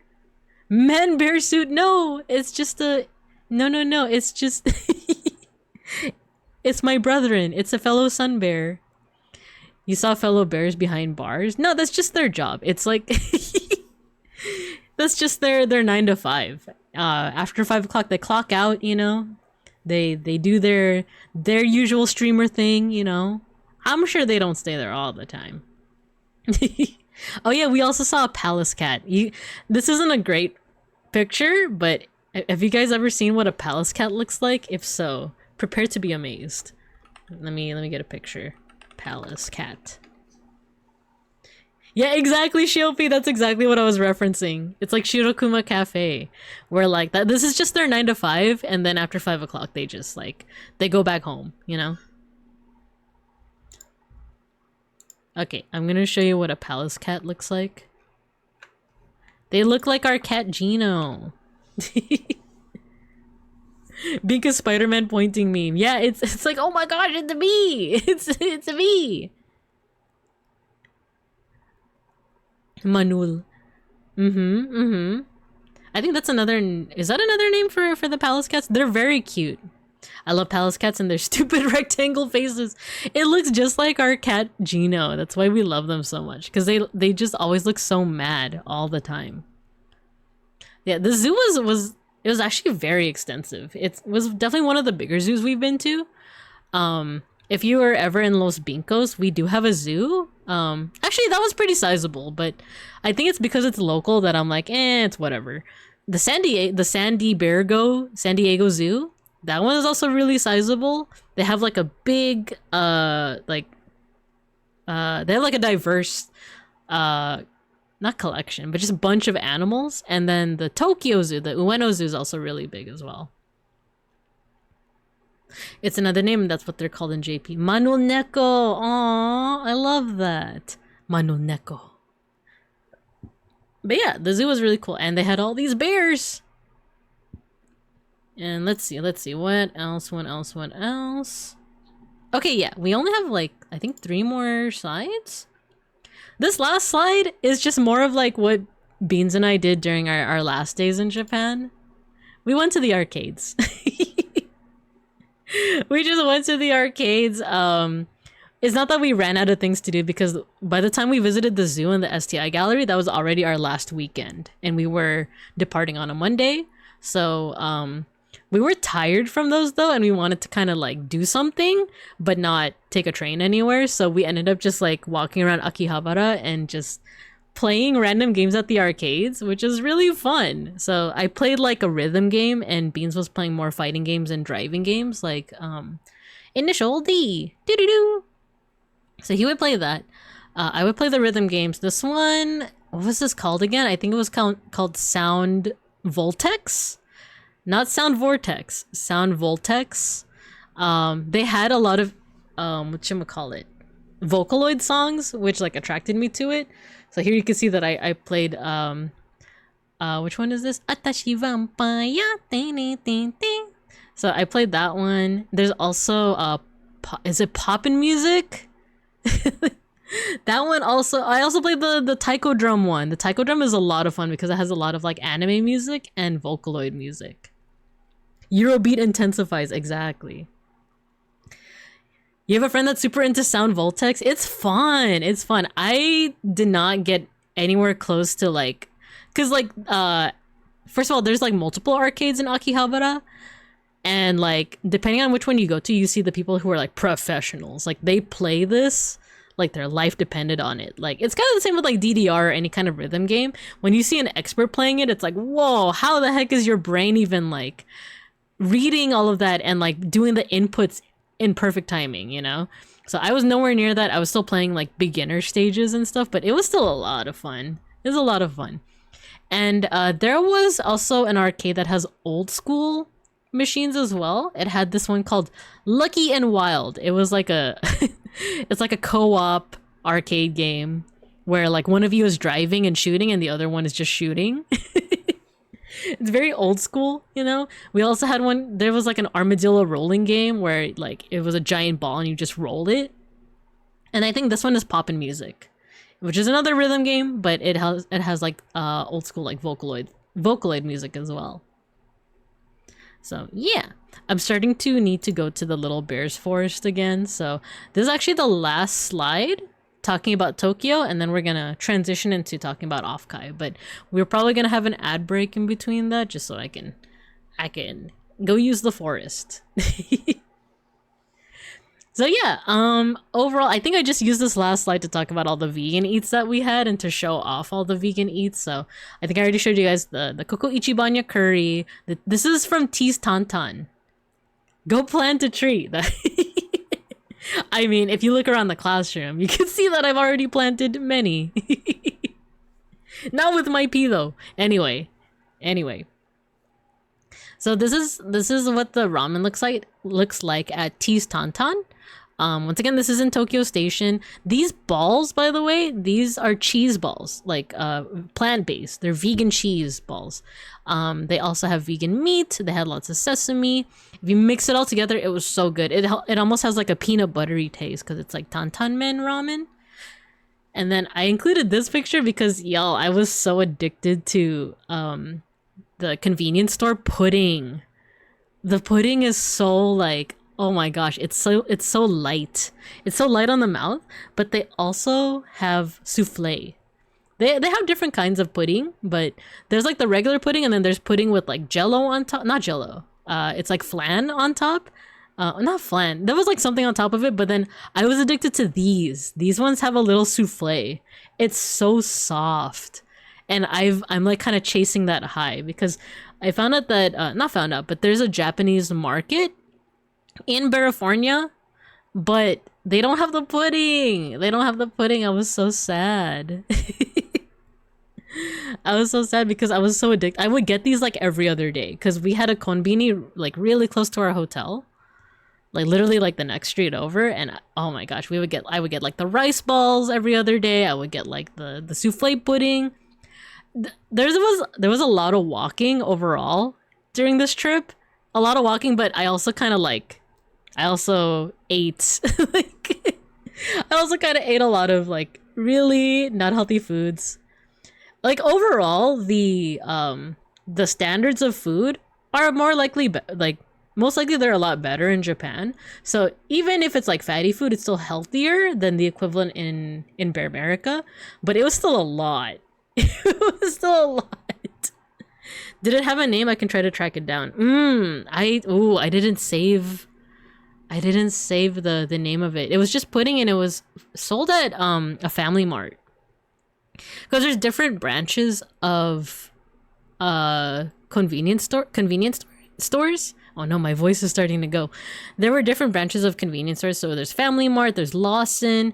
This was, I think, from a Family Mart. So if you can somehow find Family Mart pudding, oh my gosh. If they actually sell it in Bear America, I would it would go insane. But yeah, so that is in a nutshell our Tokyo trip, our 2-week Tokyo trip. There's a lot that I left out, but I think I do also want to save it for when I'm able to do a hand cam and I can show you guys all the souvenirs that I got because it's a lot. But I also got to scrounge it up. So yeah, that was Tokyo. I am going to use the forest. I need to use the forest because I've been drinking a lot of liquids because I'm still feeling sicky icky. So I'm actually going to put you guys in recess again. If you guys have any questions about my Tokyo trip, feel free to take this time to ask those questions. But otherwise, let me put you guys in an ad break. And then when we come back, we'll talk about OFFKAI. So, yeah. Let's see. 3-minute ad starting now. Alright, see you guys in a bit.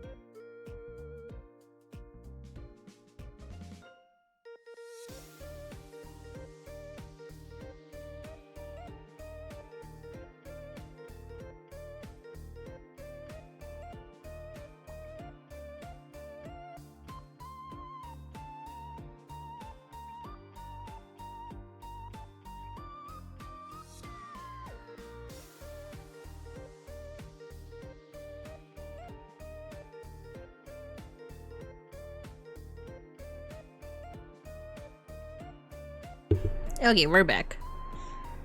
We're back. The forest. the forest was nice and refreshing. There we go. I'll say that. I'll say that. Okay, let's see. Oh yeah! OFFKAI. Okay, so let me get back to the classroom. Yeah, I wasn't sure if I like rushed through the end of like the Tokyo trip because there was also just a lot to talk about for OFFKAI, and I do feel my voice is starting to go soon, so we might spend maybe like 45-60 minutes talking about OFFKAI, and then I think I'll probably call it there so I can decide on yeah, you came back just in time. Exactly time for more OFFKAI FOMO. It's okay. Like I said, there is still next year, and I can also give you guys some tips for like what to do next year if you do end up going. I'll catch the VOD for Japan. No worries at all. But yeah, we might spend the rest of the time on OFFKAI, and then that's probably it. I still don't actually know what I'm gonna do for next week, also because I'm getting sick. Like, I don't know if I'm gonna be well enough to stream next week, even though I really want to. I kind of wanted to get back into my schedule, but now I'm like, oh no, I don't know if this voice is gonna go a little bit worse. Kale, hello, it was nice meeting you. Oh my gosh. So yeah, right off the bat, OFFKAI was just a vibe. It was just so good. Like, it was small, especially in comparison to ones like Anime Expo, but in my opinion, it was kind of the perfect size for what it aims to do. And like the whole thing is like OFFKAI is a VTuber convention. Like, you go there to learn more about, well, to meet other VTubers, but also like there's panels, and at these panels they usually center around a certain topic, and you could just watch, and sometimes they're interactive. I used to go to panels a lot for Anime Expo, but then I stopped after a while because it was like, there's nothing really of interest to me in the panels. That's changed now, by the way. I might actually be going to panels at Anime Expo next week if I'm not too sick for that. But because these panels were specifically geared towards VTubing, and because a lot of the audience are VTubers, then I wanted to attend as many as I could. And then, yeah, like a big thing is that it was like just big enough and not too big for you to meet your friends, meet your oomfies, you know? I love OFFKAI. You just randomly bump into people, like how I ran into Owen. I'm trying for the Gundam panel next week. Wish me luck. Yo, I'm wishing you luck. I also might want to do a panel next year as well. So best of luck. I'm down to like you know, share some strats in terms of like hopefully getting a panel going. You miss getting a pic of Ham's cutout? Yeah, it was super cute. Super, super cute. So many random nuis. Yeah, yeah, it was fun. This was with this was my random nui. This is oh, which one had the bunny ears? Because there's also Toge Nebula, and Owen. And then I know Kale had the Orbi, right? You left yours at home, it's okay. Toge had the bunny ears. Ah, okay, okay. And then I don't remember if Saku if you brought yours as well, but I think at this point it was just like us plus Kale meeting up. Yeah, yours was the one in the middle. This is such a cute picture. But yeah, so to I guess rewind, because I'm kind of jumping straight into the swing of things. To rewind, Beans and I, because we had just pretty much like come back from our Tokyo trip, we only wanted to we couldn't, or rather not that we couldn't, but we didn't want to take too many days off of work because we had already taken off 2 weeks because of Tokyo. So we had decided to just take off the Friday and like come into San Jose on the Friday and then leave on the Sunday. So we didn't really have to take too many days off. So yeah, I actually didn't experience too much of OFFKAI as much as, not as much as say like Owen or Saku or other folks who were there the entire way through. I came in literally Friday afternoon. The flight, by the way, from Los Bincos to San Jose to San Berze is not bad. It's literally like an hour 15 minutes, but that's like also including your time of like boarding, waiting at the gate, and landing. So we were only in the air for like 45 minutes, I want to say. Because I remember, yeah, it's a short hop, because I remember like we got onto the plane and I was like, okay, I have like an audiobook to listen to for the next hour 15 minutes, and then like a couple minutes later it was like, okay, we're gonna start our landing process soon. And I was like, your what process? Like I just finished eating my snacks and listening to my audiobook. What do you mean we're gonna land soon? So yeah, it was actually like really short. So you had your Nui with you? Ah. Oh, but did you? No, I didn't see Lando. I did not see him, unfortunately. I saw Connor, but I didn't see Lando. I didn't even know he was going until like, I think the Friday that I arrived. It's about 4 hours by car. Yeah, like 4 to 5 hours. Because I have a couple of friends that are from NorCal, and when they come over, they usually say it's around like 4 to 5 hours. Or like 5 to 6. Like 5 to 6, especially if you're getting into like Los Bincos traffic. Man. Let's see. Just got comfy and the flight's over. Yeah, exactly. I literally just got comfy. Nobody knew he was going until he showed up in SJ. Who's Lando? I only know that guy. Yeah, the boss. I did not end up seeing the boss. I'm kicking myself too.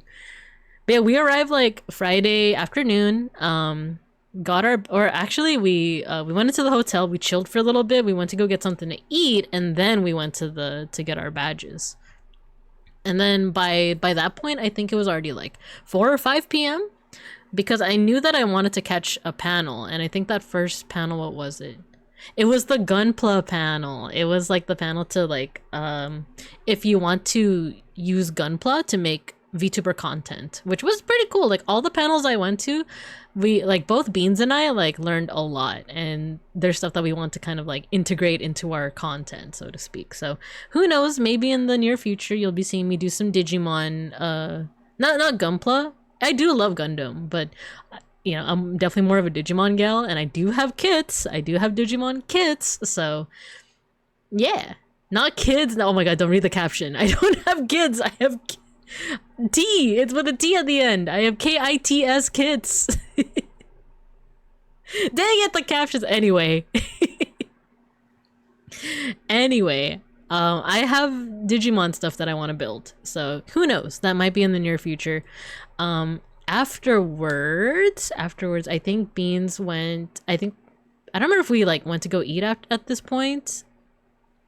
I'm trying to remember like the timeline of things, because I know that Beans wanted to chill in the hotel room for a little bit, and I believe that's when I went to go meet up with Owen Owen and Kale. Did I meet up with you guys Friday afternoon, or did I meet up with you guys Saturday morning because I like legit forgot. But I just remember meeting up and I just remember being so happy. Yeah, Friday night. Yeah, yes, you're right because I remember I was cold. I didn't pack a jacket or anything. It was Friday evening. It was Friday evening. Yes, okay, it was Friday evening, and I think the reason why I got mixed up in my brain is because it was still light out. But duh, it's the summer. Like, 'cause I was like, no, it was still light out when we met up. It was still light out. But yeah, I think it was like after dinner time. But because of the summer, because of the actually was it legit during like the solstice? Let me look at something. Yeah, it was the solstice was the day after. So yeah, that was like one of the longest days. So yeah, 7-ish. So yeah, I was like, in my mind, I'm like, oh, it was light out, so there's no way, right? The Shindig's panel was at 5 and we went to eat at 6 and met you around 7. Yeah. So around 7-ish p.m., I finally met up with Owen, Toge, Kale, and one of your guys' friends, right? Who is also a tempura, I want to say. Oh my gosh, that moment was just so nice. That moment was just so nice because I think y'all had already met up with each other, and this was the first time I was seeing any of you guys in person, so I was feeling like a little anxious, a little shy, and I think I went to that area and couldn't find you guys, but I saw like this little Wotage performance happening, so I think I messaged them saying like, oh, I'm near the Wotage, and then I think Toge had said what they were wearing. So I went out to look, and I think actually the first thing the first person that I saw was actually Kale, because I think you were you wearing either a hoppy or were you wearing like a random thing? Because I remember seeing something like green clothing and being like, is that Kale? And then like immediately I think Toge started waving to me, and then Owen had turned around, saw me, and then yeah, you said something like, is that everyone's favorite sun bear? And then as soon as I heard your voice, I was like, is that Owen? Like, yeah, the Randon jacket. Kale was wearing the Randon jacket. Like I think I saw you first. I saw Toge waving after, and then I saw Owen. Like you had turned around and we like ran to each other and like had a big hug. Like, yeah. Like the Owen Aeon, yes. And guys, they are the spitting image of all of their models. Kale is in fact a kale plant, and Toge is this cute bat, and Owen is a sparkly race cat. And I am in fact a bear. I am in fact a bear. Yeah, the jacket is pretty bright. It was a good way for me to find you guys. The theme of the weekend, glomping friends and yelling. Yeah, it was so nice just seeing y'all. Like gave all of y'all a hug. And I think the first thing that Kale did was like you gave me the little ribbons for the badge. That was also like, it was like a little overwhelming, but in a good way. It was like I'm like overwhelmed with good feelings of like, wow, I'm like meeting Owen and Toge and Kale and your friend. And then you guys gave me like ribbons right away, and they were like Hollow Stars themed, and I was like, oh my gosh, this is so nice. I'm a big plant. I need to draw this. I need to draw like all of us just like walking together, and then eventually like Saku, like we met up I think the next morning, right? But I need to draw all of our like all of our models together. All the boss merch I saw gave me FOMO. So that ran out pretty fast, by the way, because I went to Artist Alley the following day, and I tried to get Casper merch, but it ran out because like Mans is just popular, man. I want that ribbon to eat. The jacket is amazing because I was able to meet Kale instantly to find each other. Yeah, right? I'll give it to you one day. Saturday morning we met at the Hollow Stars meet. Yeah. Mm-hmm. Yeah, but like, so yeah, before we get to Saturday, did we just chat on Friday? Yeah, we went to the atrium and just chatted, which was a nice chat. All of the chats that we had was like really nice. The jacket put a target on my back. Everyone found me. Yeah, and oh my gosh, I'll just say it. Like I think Owen said it as well, but like Kale, you have like the nicest smile. Like, Like, I don't know, it's just like brimming with energy. Like it wasn't just the jacket, it was also just like the smile. I don't think that's like doxing you, right? Like, can you imagine like Kale's just walking around, it's like, wait a minute, you're the guy with the nice smile. Like, I think Owen said it too, but like you legit do have like a really nice, like, oh, like I feel so happy inside. The atrium was good to just sit and chat. Yeah. If anything, next year I will wear the jacket and a spear. Yo, Matthew, at the Hollow Stars meet, we had a Vesper cosplayer. Very photogenic, yes. Yeah, like the vibes, just like the conversations and the vibes. Like, even just us chilling at the atrium was really nice. Yeah, there was a Vesper cosplayer, and oh my gosh, like seeing him was like like the second coming. It was okay. I'm trying to remember like what else I did that day. On the Friday before I get into the second day. I'm printing randoms as we speak. Nice.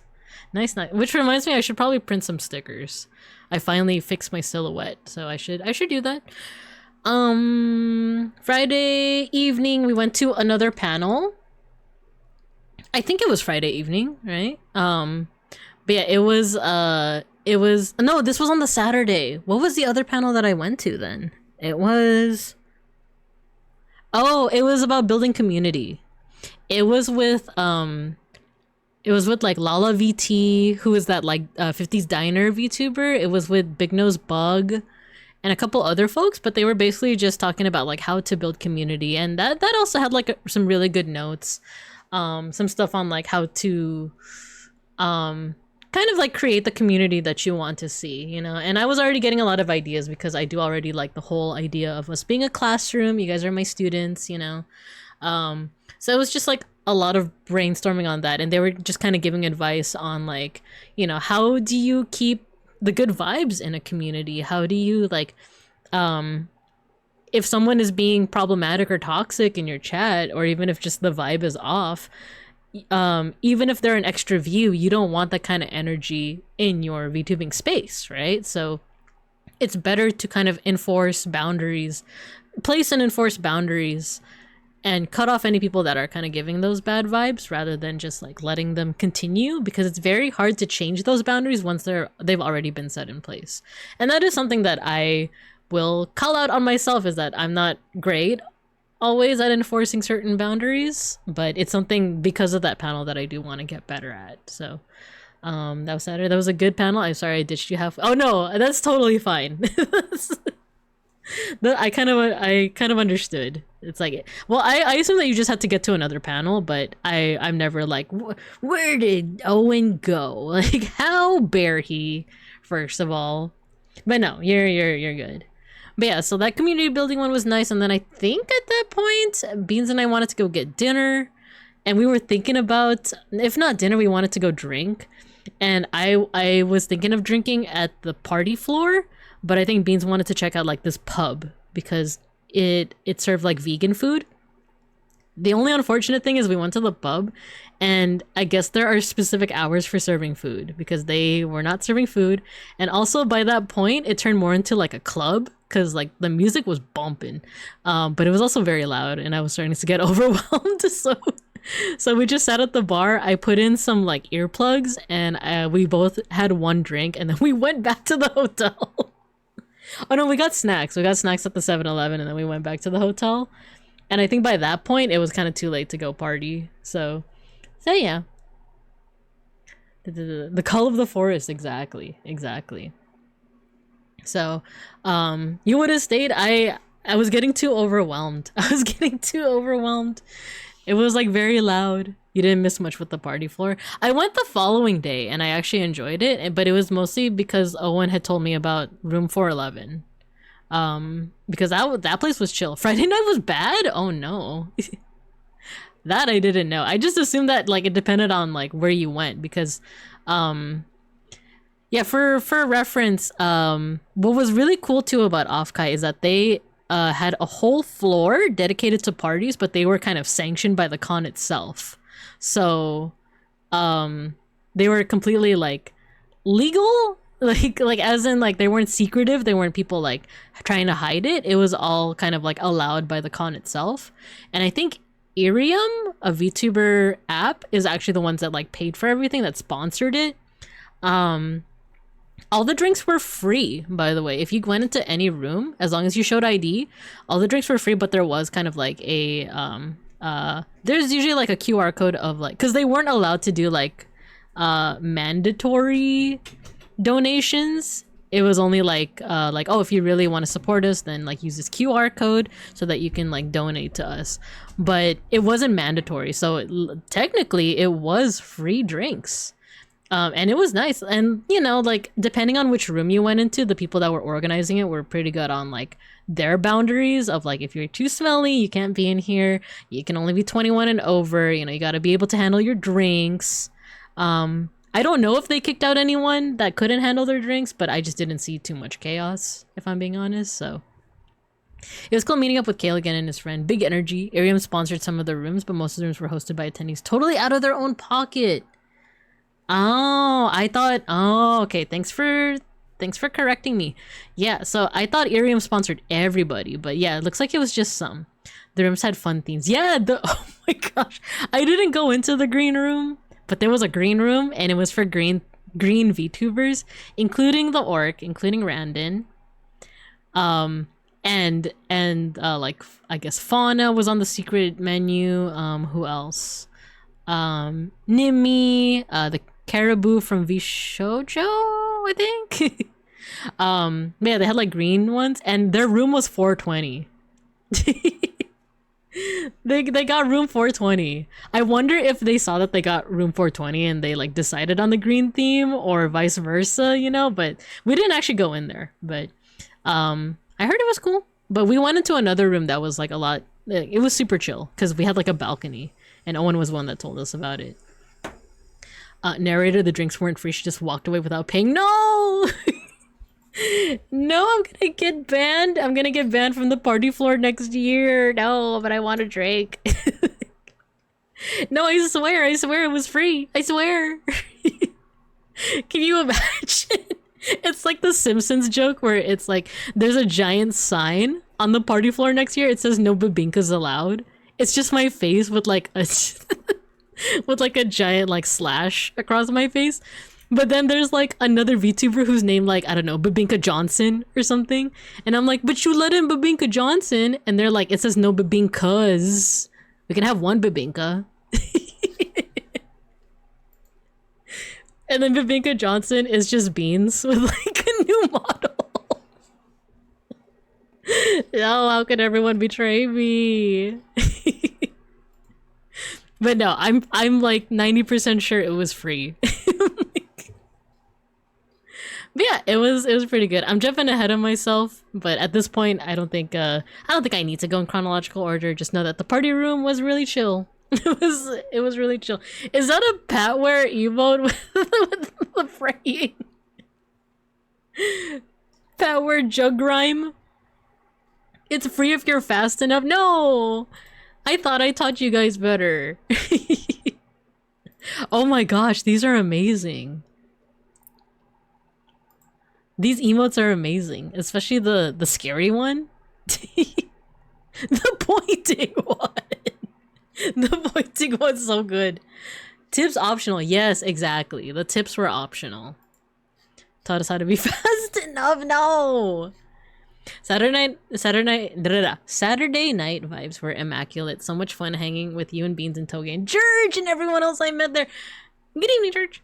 He's not here right now, but dude, George is so funny. Like, it's like I been knew that, but like he's so funny. Like, and like, it's not okay. I kind of hesitate to talk about this because I feel like people are gonna think that like it's free reign to like tease me and stuff. There are times where like I have fun with like teasing kind of humor, but I feel like it is very specific. Like, don't think of that as free reign to like ever like go too hard on the teasing of like, I don't know, like that's the boundary I put on. But I think the reason why I found George so funny is because we did find this really good balance of like teasing humor on each other. It's kind of like with like siblings, you know? It's kind of like with when your siblings just like, you know, ragging on each other.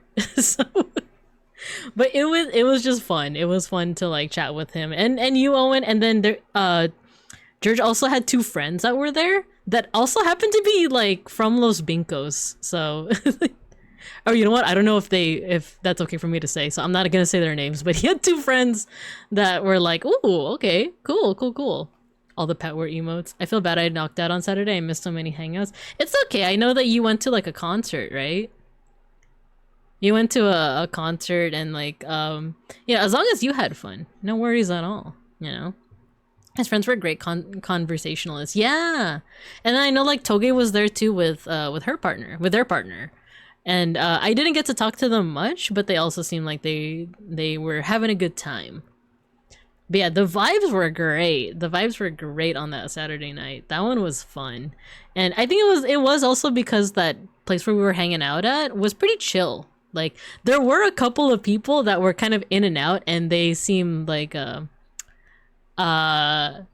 very like hypey, like hype beastie in a way. From 1 to 5 a.m. Yeah, I think you definitely deserve to like get some rest after that, right? So but yeah, like the circle that we had where it was like Owen, George's two friends, Beans and I, we were all just chilling. It was really good. I liked it a lot. But yeah, so before all of the parties and stuff on Saturday, there were a couple more panels. We went through Artist Alley. Like I mentioned before, I met with Connor. And it was funny, like I said, I was very tunnel vision throughout the con. Just because like I am still like a bit of an introvert and like I only kind of wanted to meet up with the people I wanted to meet up with. So I tried to avoid eye contact with a lot of people. Sandbears has a lot of hype bees. Yeah, I don't know if you know who I was talking about. Or no, you weren't. Were you there? Were you there later? I don't remember if I saw you on the party floor, but there was someone Saturday night that was just like, I think was he there to like advertise a certain business that I'm not gonna say out loud?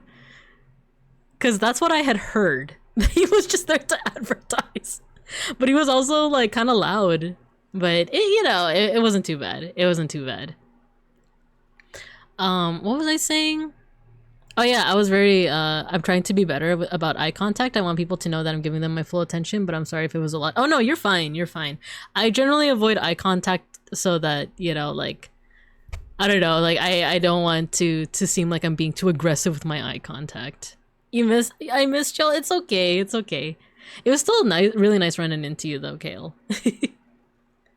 But yeah, I was very tunnel visioned and I didn't notice at one point I had completely walked past Connor. And then I think someone in our group chat had said like, oh, Connor is here. I think Toga had said it. And then I remember saying to Beans like, oh my gosh, like Connor, he's like one of the people that I watch. And then he was like, oh yeah, we walked right past him. And I was like, you didn't say anything. You didn't say anything. But then he was like, oh no, I thought you were like, I thought you had seen him and had your reasons for not like going up to him. And I was like, no, I just didn't notice. So after that, Beans was like really good on like, if he saw him, he would be like, oh, he would like whisper like, oh, that guy that you watch, he's right there. He's right behind us. Connor Sea Dog. Nah, it's Connor the commander. Lord Commander Chaos Connor. I forgot to mention that I met Steve Sekai. I unfortunately don't know who that is, but cool, very cool. Lord Commander Chaos. Yeah. Commander Connor. Yeah. So, there was another point where we walked past him because it really is that small of a con where like you could just run into people. So he was there. He was already talking to someone, but Beans was like, oh, he's right there, So, eventually, once it was my turn, I gave him a gift. It was a pack of stickers.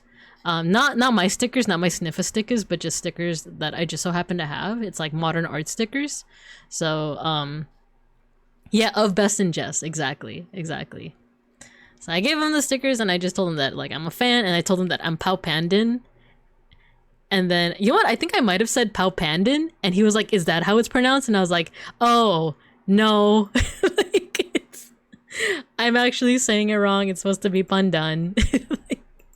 I just have that thick American accent. But yeah, I do remember he was like, is that how it's pronounced? He made drinks of all the stars Ian voice. Oh, cool. Sick. Nice. But yeah, so, met with Connor. That was really cool. But I could also tell, I felt kind of bad because it seemed like there were a lot of people that wanted to meet him. And he was trying to get to places, you know, but also like he's also like super gracious enough to like just meet with folks, and he never seemed to be like, oh hey, I'm on my way to something, can we not, you know? Because I think he also enjoyed just like meeting with people. It always seems like after cons and stuff, he enjoys like meeting people. I'm sure the photos don't do justice to how handsome he is. He's pretty handsome, yeah. He's pretty good looking guy. He is okay. I did say that to me everyone is tall, but he is like shorter than you would expect.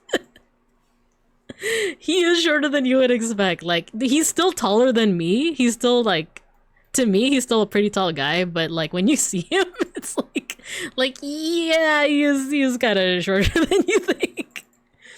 Which is funny because like to me in my mind's eye, I know Owen, you said that you're like about the same height as him. In my mind's eye, Owen is very tall. But when I saw Connor, I was like, oh, he's shorter than I would have. He's shorter than I would have thought. You're so tiny, bro. Yeah, it's also because I'm tiny. Let's see. I think it's also the energy. Owen has tall cat energy. Let's see. We ran into him in Lando Sunday morning on the way, and he had his head down and a coffee in hand and sunglasses on, so I could tell he was wiped. Yeah, I actually don't know if Connor would consider himself more intro or extroverted. Or ambivert, right? Because I feel like sometimes I'm ambiverted, because the energy at OFFKAI was really nice, but I would still consider myself introverted because I do need to, you know, charge up my battery in a way. But also, like, I did feel like the energy was really nice at OFFKAI, where it's like I could have gone on meeting more people, but now I'm like, I'm tired, man. I had a shit-eating grin, but Connor was dead. Aww. Short King Slay. But yeah, so yeah, meeting up with Connor was nice. We went to this panel. It's called VTubing Outside the Lines. That's the one that we went to with Owen, and it was all these like toon style VTubers. So there was Nilbog, This is Gob, Big Nose Bug, and Lala VT. He's definitely introvert. Ah, okay. So that makes it even more special that he's like open to meeting people, right? Despite like, you know, also being introverted in a way. I guess kind of an aside. When I say introvert extrovert, my interpretation of that is like, it's not necessarily being shy or outgoing, because I feel like there are people who are outgoing but they're introverted, and there's people who are extroverted but shy. My personal definition is like, if you're introverted, you kind of like use up a lot of social energy by being with other people, so you need to recharge that energy, and you recharge that energy by being by yourself, or at least being with someone that you really trust, like with me and my partner Beans. Extrovert is you get more energy off of like being with other people, right? And I'm not talking about energy as in like, oh, crystals and chakras and stuff. I'm talking more like your literal like like how tired you are, or how willing you are to like talk to other people. Because I do like talking to other people. I do like being in a community. I do like, you know, chatting with folks, but afterwards I do need some time to myself. Whereas I do feel like there's extroverted people who are shy, like, but once they get more comfortable, then they recover more energy by being with other people. Yeah, isn't it like getting energy from... Yeah, exactly, Shiopi. Exactly. That's how I interpret it. I know that there are definitely people that interpret it more as like, oh, when I say introvert, I mean shy. When I say extrovert, I mean outgoing. But for me, I interpret it as like, do you get energy from other people, or do you lose energy by being around from other people? So, and then Saku says I get energy from friends. So yeah, that means that you might be extroverted. And there's people who are both at different times, right? Like ambivert, you know? So like I still consider myself like somewhat outgoing, a little socially awkward just a little bit, but like introverted ultimately, you know? Yeah, exactly, pickles. And then there's energy vampires. Yeah, there's the people who just like suck the energy out of you and it's like, "Oh, I don't like hanging out with you." Luckily, I haven't encountered too many people like that, but I have definitely encountered people like that. But yeah, so I had a ball though. I had such a good time at OFFKAI. The vibes were really good. I know I keep saying that, but it's just so nice to like meet the community. Oh yeah, so what I was saying is we went to this panel where they're all like kind of toony style VTubers. So like Big Nose Bug, she has more of like a cartoon style, like a Saturday morning cartoon. Same with This Is Goblin. And then Nilbog is like they kind of all showed how they pilot their model, so to speak. And all of it is super impressive. Cause like Nilbog, he literally controls his model with like an Xbox controller and like a little bit of his own face. And then Goblin, he has specific animations to make himself look like, you know, a Saturday morning cartoon, but he's reacting live, you know? He just like it's like having a stream deck where you press a button. Like I can press a button and I'm angry. I press a button and I'm sad. I press a button and I'm laughing. It's like that, but like a little bit more sophisticated technology with This Is Gob.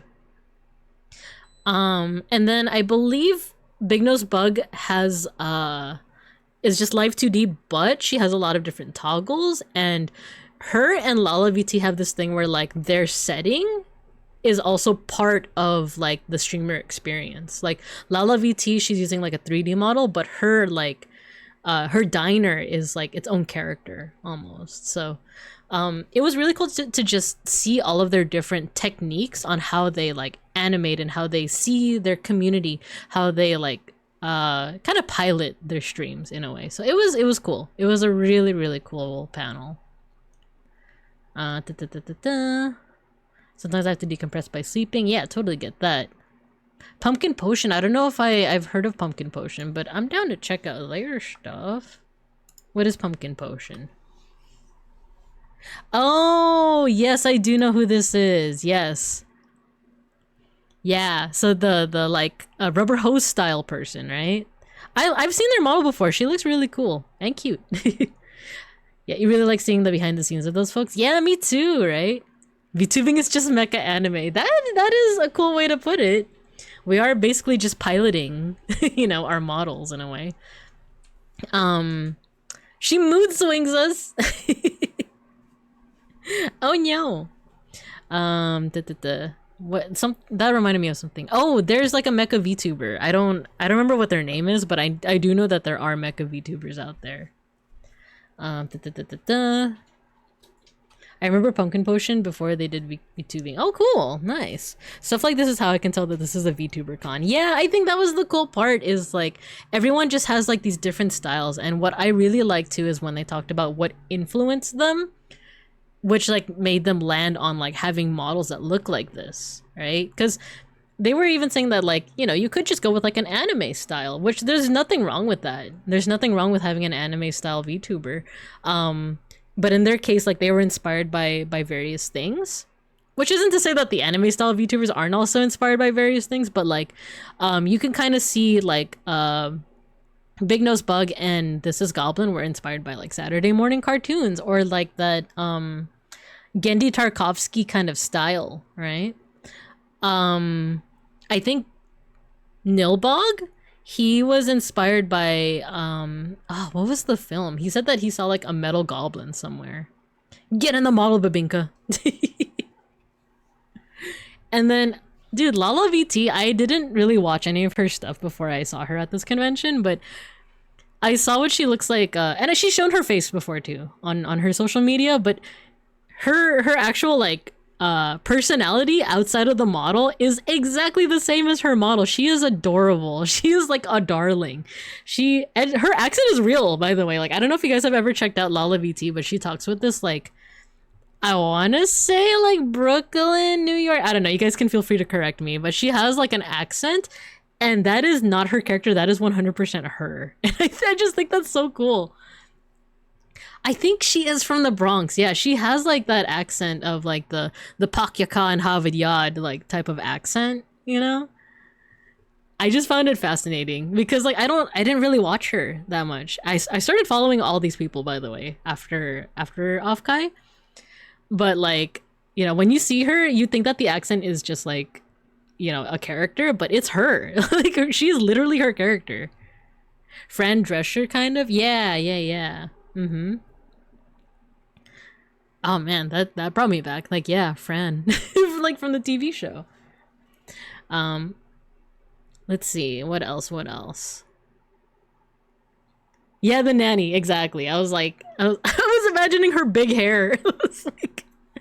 I was like, why does that sound familiar? Fran, yeah, the nanny. You heard, oh, are you trying to say, yeah, Bodega Rat. I actually didn't meet Bodega Rat. I wasn't able to, I know Owen did. I think Owen met Bodega Rat. Your stepmom's from the Bronx, I know the accent, nice. Just the hair. A New Yorker. Mm-hmm. Yeah, Bodega is, from everything that you said, it sounds like she's super sweet. Let's see, what else happened on the Saturday? Oh yeah, there was the Hollow Stars meetup. That was super wholesome. There was a lot of like different Hollow Stars fans there of like all the different kinds. Like I didn't see too many people cosplaying HQ, but I did see people with like Altair style like sweaters. I think I saw an Axel cosplayer throughout the con, but I don't remember if they were there. But the big thing was like there was a Vesper cosplayer and he came late, but like his cosplay was so good. He even had like the 2 spears. And it's funny because the cosplay area is like on a set of stairs and he came like going down the stairs and I think I was talking to someone. I forgot who I was talking to, but I think probably Owen. And then suddenly we just hear a lot of people being like, oh my god, Vesper! It's Vesper! And like everyone, it was just those moments where like if it was a movie, everything would stop and everyone would just focus on the Vesper cosplayer because that's what it felt like. It was like, oh, it's my dead grandpa. He's back to life. He was so good. You get to see so many names that like they used to be flashes in chat. Yeah. Yeah, there's a pic of like all the former Vesties praying to him. He is risen. He is risen, exactly. He came back from the the milk and cigarettes. He came back temporarily. He returned with the mill and pizza. Mm-hmm. I saw that he took a picture with the Randon cosplayer, which I did not get to see the Randon cosplayer. I would have loved to meet up with him, but I think he was walking around by the time I was kind of like resting and stuff. But yeah, I think another thing of note during the Hollow Stars meetup was we did see someone post up a huge Big Ham standee, like the one here, and then suddenly like we were like, oh, is that Big Ham? But then I think Owen went to go check on her first, and then he was like, oh no, like now is not the time. And then we would later find out that it was George holding the standee, and he had accidentally like put it in a way that it looked like, you know, she was available to meet up with people. Like he was kind of showing the standee, but then it was like, oh no, he wasn't supposed to show it. Yeah, he wasn't supposed to show it. And then yeah, so Owen, yeah, he says it in the chat right now. She was like, no, sorry, I'm not ready. Nice to meet you, Owen. And I did it 180. And yeah, you did a good job. You were like, no, she's not ready right now. Later on. So I'm glad though. I'm glad because like that's one thing that I really like about Big Ham is that she's really good at kind of like enforcing, like putting down and enforcing those boundaries. Because she said on Twitter, like, if you see me with the hat and the bag, feel free to talk to me. But otherwise, you know, she's probably going somewhere, point A to point B. You know, she's doing something. And I kind of like that she put that. I kind of wanted to steal the idea too of like, ooh, maybe next year I'll do something where like if you see me with bear ears on, you could talk to me. But if not, I'm trying to get to a panel, you know? She made the X hand motion when I was walking up and I felt so bad. Yeah. Yeah, which I think is fair. It is like a lot, right? When it's like the same thing I said about Connor is like I felt bad because I feel like he was probably trying to get from point A to point B, but every so often people would stop him. But at the same time, it seemed like he was comfortable with that.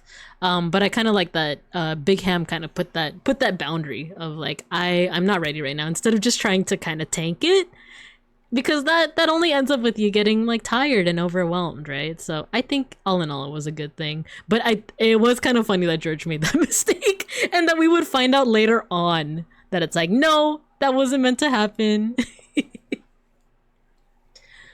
But yeah, eventually, spoiler alert, I would get to meet Big Ham, as well as Tipanya, who is the Bearcat VTuber that does the really cool study streams, and the all-famous Aros as well.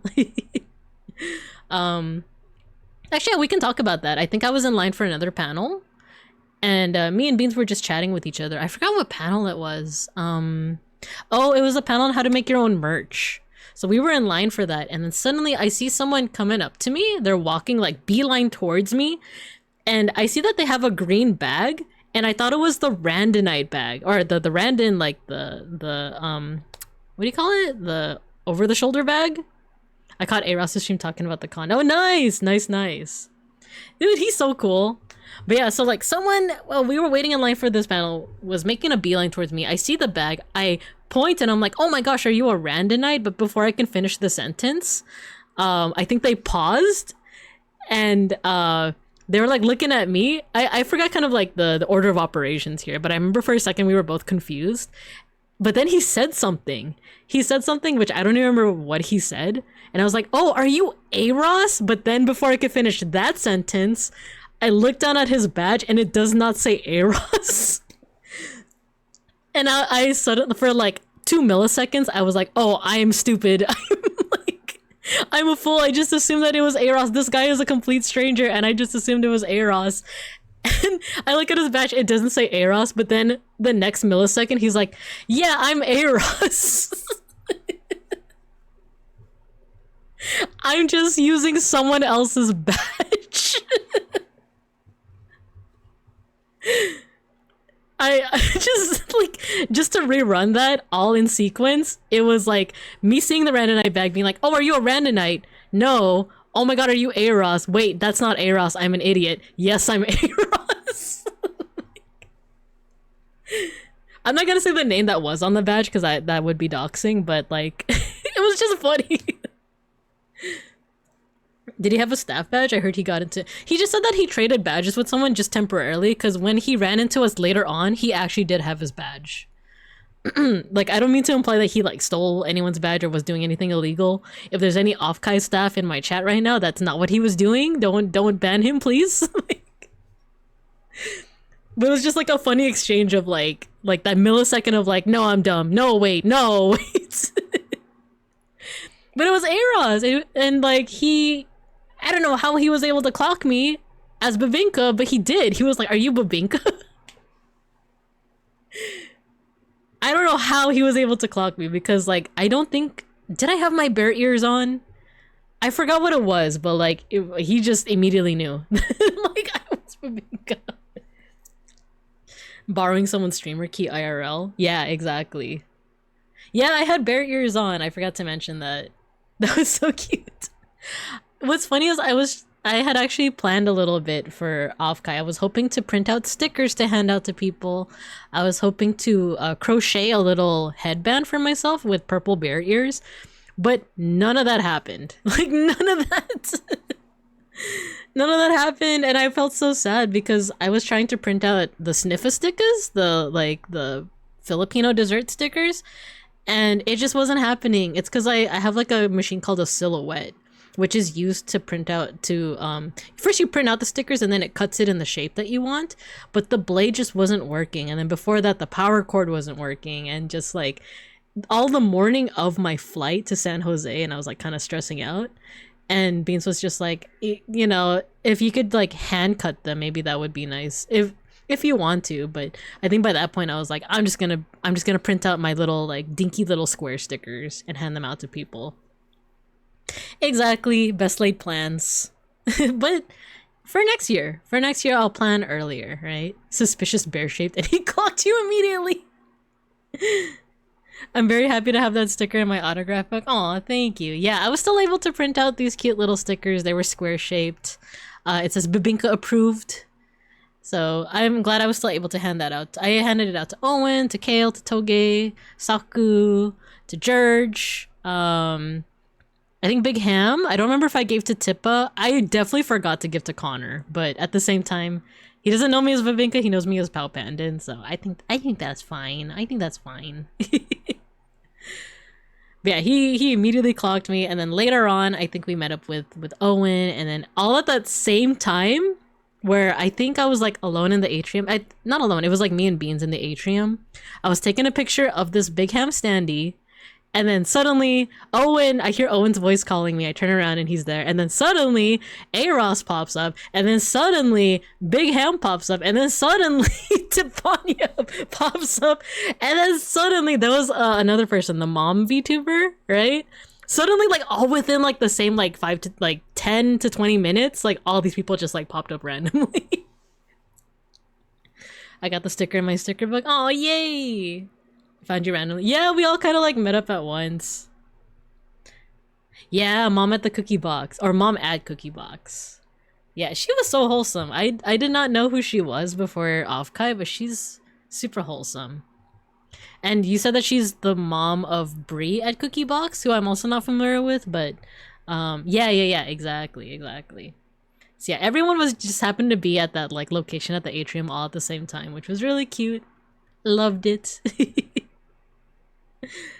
So very wholesome moment. I think after that we were all having our conversations. We ended up going to the or I think everyone eventually dispersed, and then me, Beans, and Owen went to the tabletop RPG location, which is pretty cool. Like, I forgot to mention that OFFKAI had not only an artist alley but also an exhibit hall, 4 panel rooms, a grand stage, a community like place, an atrium for people to just chill and sit, an arcade, an 18+ artist alley, which I didn't go to, and a TTRPG, like a tabletop role-playing like area. Like this con had a lot. So if you guys are thinking about going next year, I would definitely recommend it, especially if it's by the same like organizers. Yeah, and an industry room where all the corpos were. Yeah. They literally covered every base, and the party floor. Like literally, they did such a good job with this. They did such a good job with this convention. So I'm already starting to feel my voice going, so I think I'm probably going to end within the next 10 minutes. So I am going to actually stop raids right now, and I'm just gonna go over the last few bits, and then I think we'll call it so that I can rest. Beans even got me some tea, and I haven't drunk it yet. Let me actually do that right now. It's still hot. It's still hot. Ooh, nice. Gotta get going. Thanks for coming back. Of course. I'm excited to stream again when I can. Hopefully the sickness doesn't get any worse. If it doesn't, I'll be back to streaming next Monday. If not, I'll let you guys know. What did I get from the con? I got a lot of well, not a lot. You know what? Let's see if I can put the picture on here. I was originally going to show you all of my pictures via, what's it called? PureRef, but I forgot. Yeah, actually, I can just show you the picture right now. It's gonna be big. It's gonna be big. This one? Yeah, there we go. It's big! Okay. So you're gonna have to see me drag this multiple times.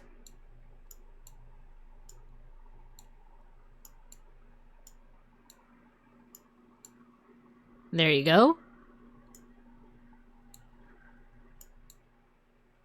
Hee.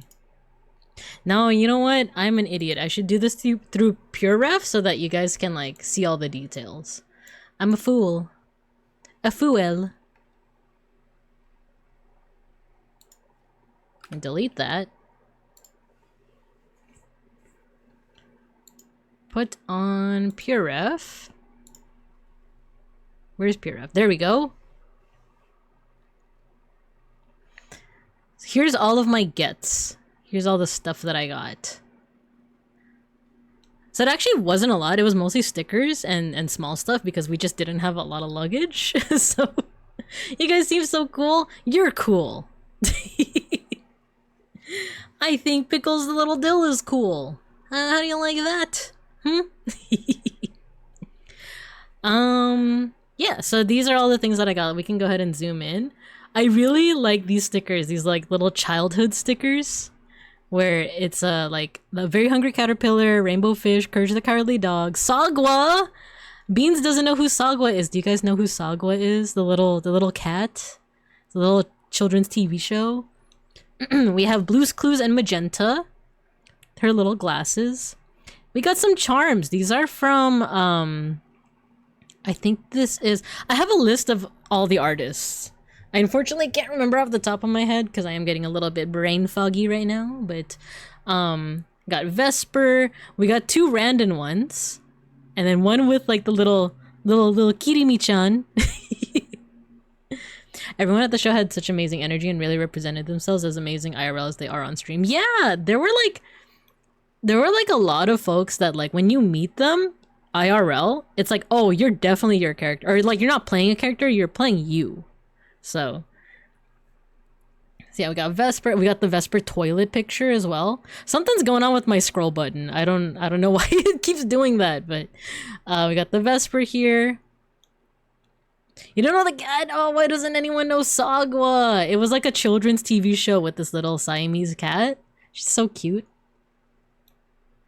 We got another Courage the Cowardly Dog one over here. We got Beryl, Radin, Nimi, and then Shion, who I don't watch, but the person was just giving away the sticker for free.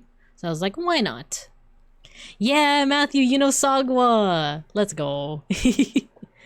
And we got our Big Ham sticker, Tippa, Saku, my own sticker, A-Ross's sticker, which is comically huge. We got business cards from Kale and Owen and Big Ham. Big Ham. Remember it? Arthur and Caillou. Yes, Caillou, that little bald kid. The Vesper sticker. Oh yeah, the Vesper sticker. This person, they actually had a charm for it. Like not only stickers, but also charms. They have one where it's Vesper wearing the Foxy Grandpa hat. And he's like in a little go-kart with his spear. It's super cute. And then let's see, we got some Gundam pins for Beans. I think this is Epion. I think this is the newer one, the G-Quux one. And then we have, I think this is Wing, I want to say. Peachy Bunny, hello! Hello! It was nice to meet ya. Peachy Bunny is one of the folks that I met at OFFKAI. She's awesome. She's awesome. Everyone feel free to say hello. But yeah, I'm going over all the loot that I got.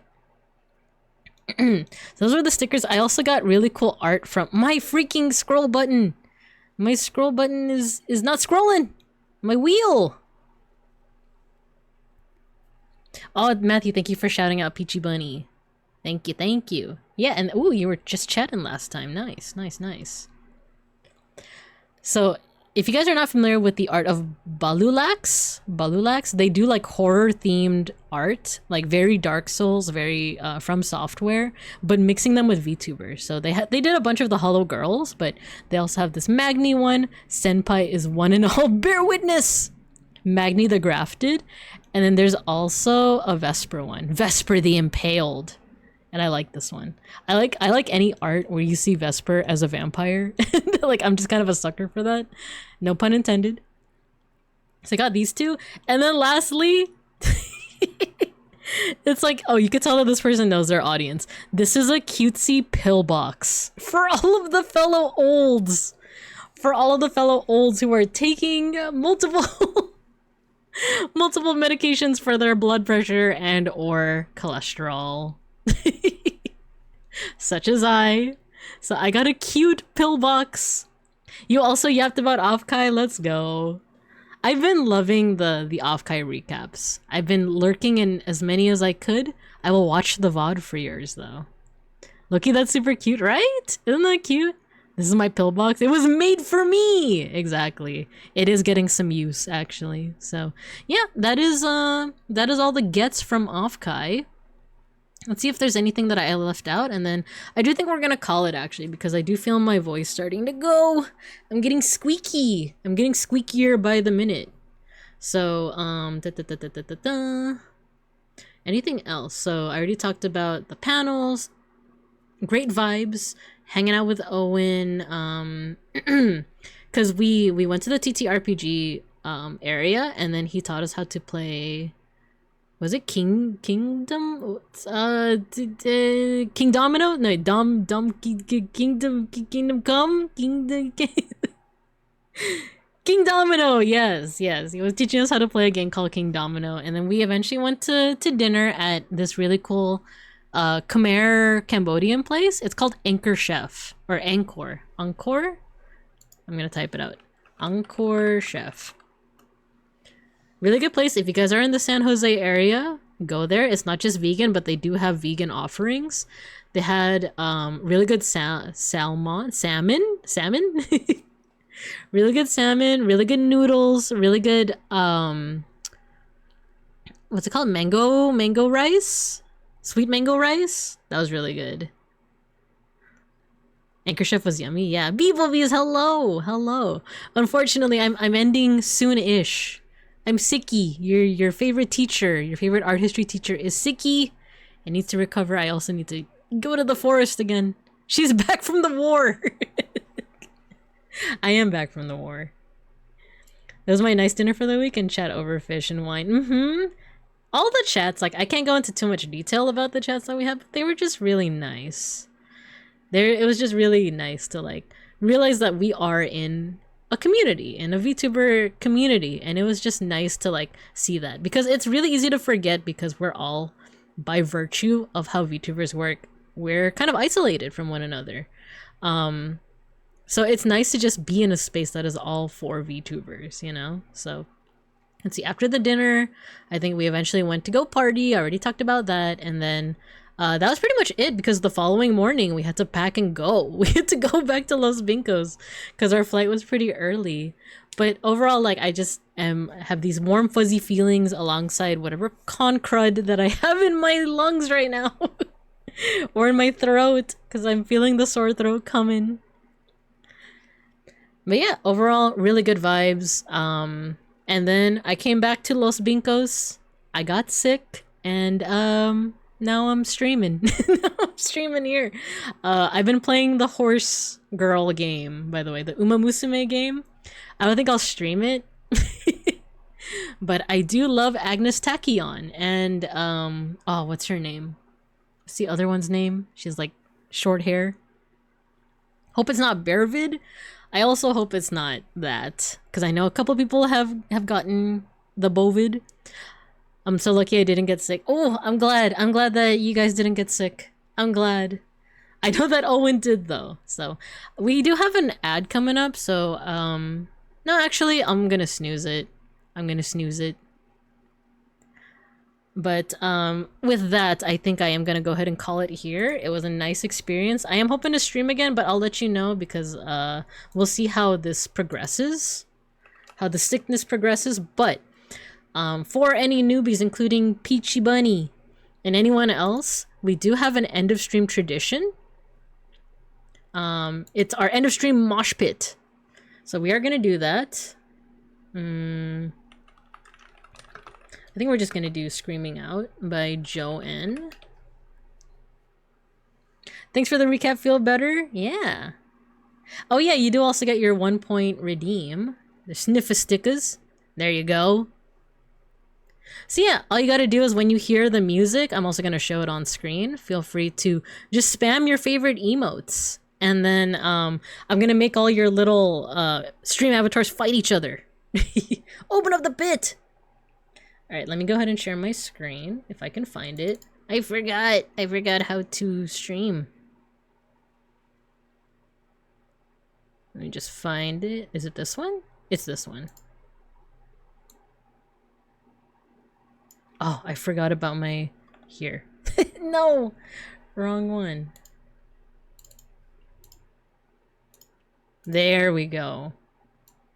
Why is this one? Okay, whatever. Whatever. It's fine. This is fine. Whatever. I'm just gonna freaking open up the pit. Once you guys hear the music, do your thing. And then I'll see who we can raid into. If Randon's still streaming, I'll raid into him. Hope you feel better. Thank you, everyone. Thank you. Do you hear it? Does it need to be louder? There you go. Blood for the blood god.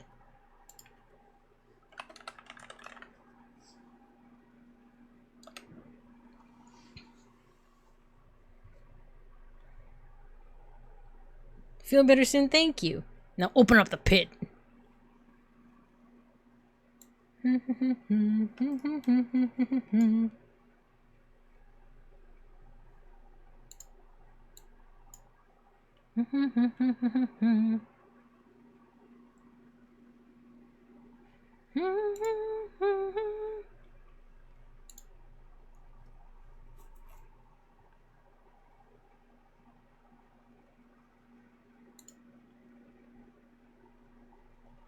Screaming out.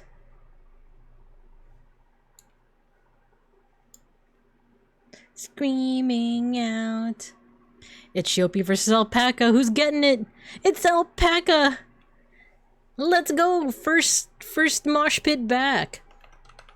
They won round 2. I mean, they won round 1, but can they win round 2? Let me just let it reload. There we go. Fight!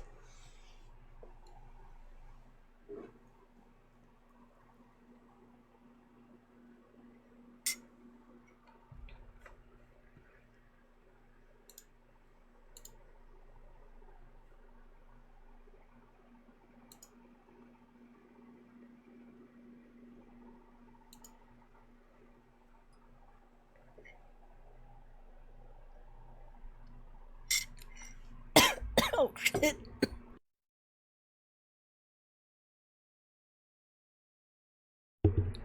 I drank my tea too fast.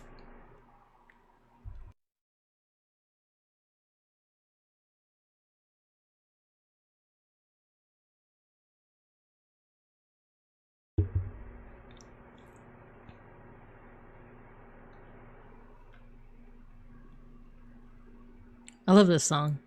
I love this song. Let's go! Saku won the second round! Let's go! We got Alpaca and we got Saku! Yahoo! I don't think we have enough time for a round 3. Screaming out.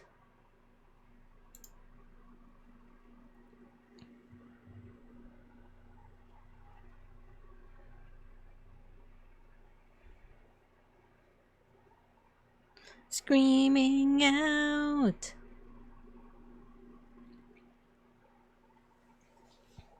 Screaming out. Screaming out. You know who else did a collab with Joanne? You guys know who else did a song in this style? Casper Cattuccini. You guys should check it out. You guys should check it out! But thanks for tuning into my first stream back, y'all. I miss you guys. And I will continue to miss you. So stay tuned. I'll let you guys know when I'm streaming next. I'm hoping to come back Monday, but we shall see. I want to stream for you guys. I want to. I want to. This was so cool. I'm glad. I'm glad. Thanks for dropping by. We're gonna raid into Wandon, my Oshi. One of my Oshis. I'm gonna raid into him. I don't really have a raid message other than just saying, Bear Raid! Bear Raid! So, I'll see you guys. I miss you guys. Love you guys. I'll see you later. Oh wait, what's my usual thing? I hope you have a good morning, afternoon, and evening, and as always, I'll see you guys when I see you guys. Bye-bye!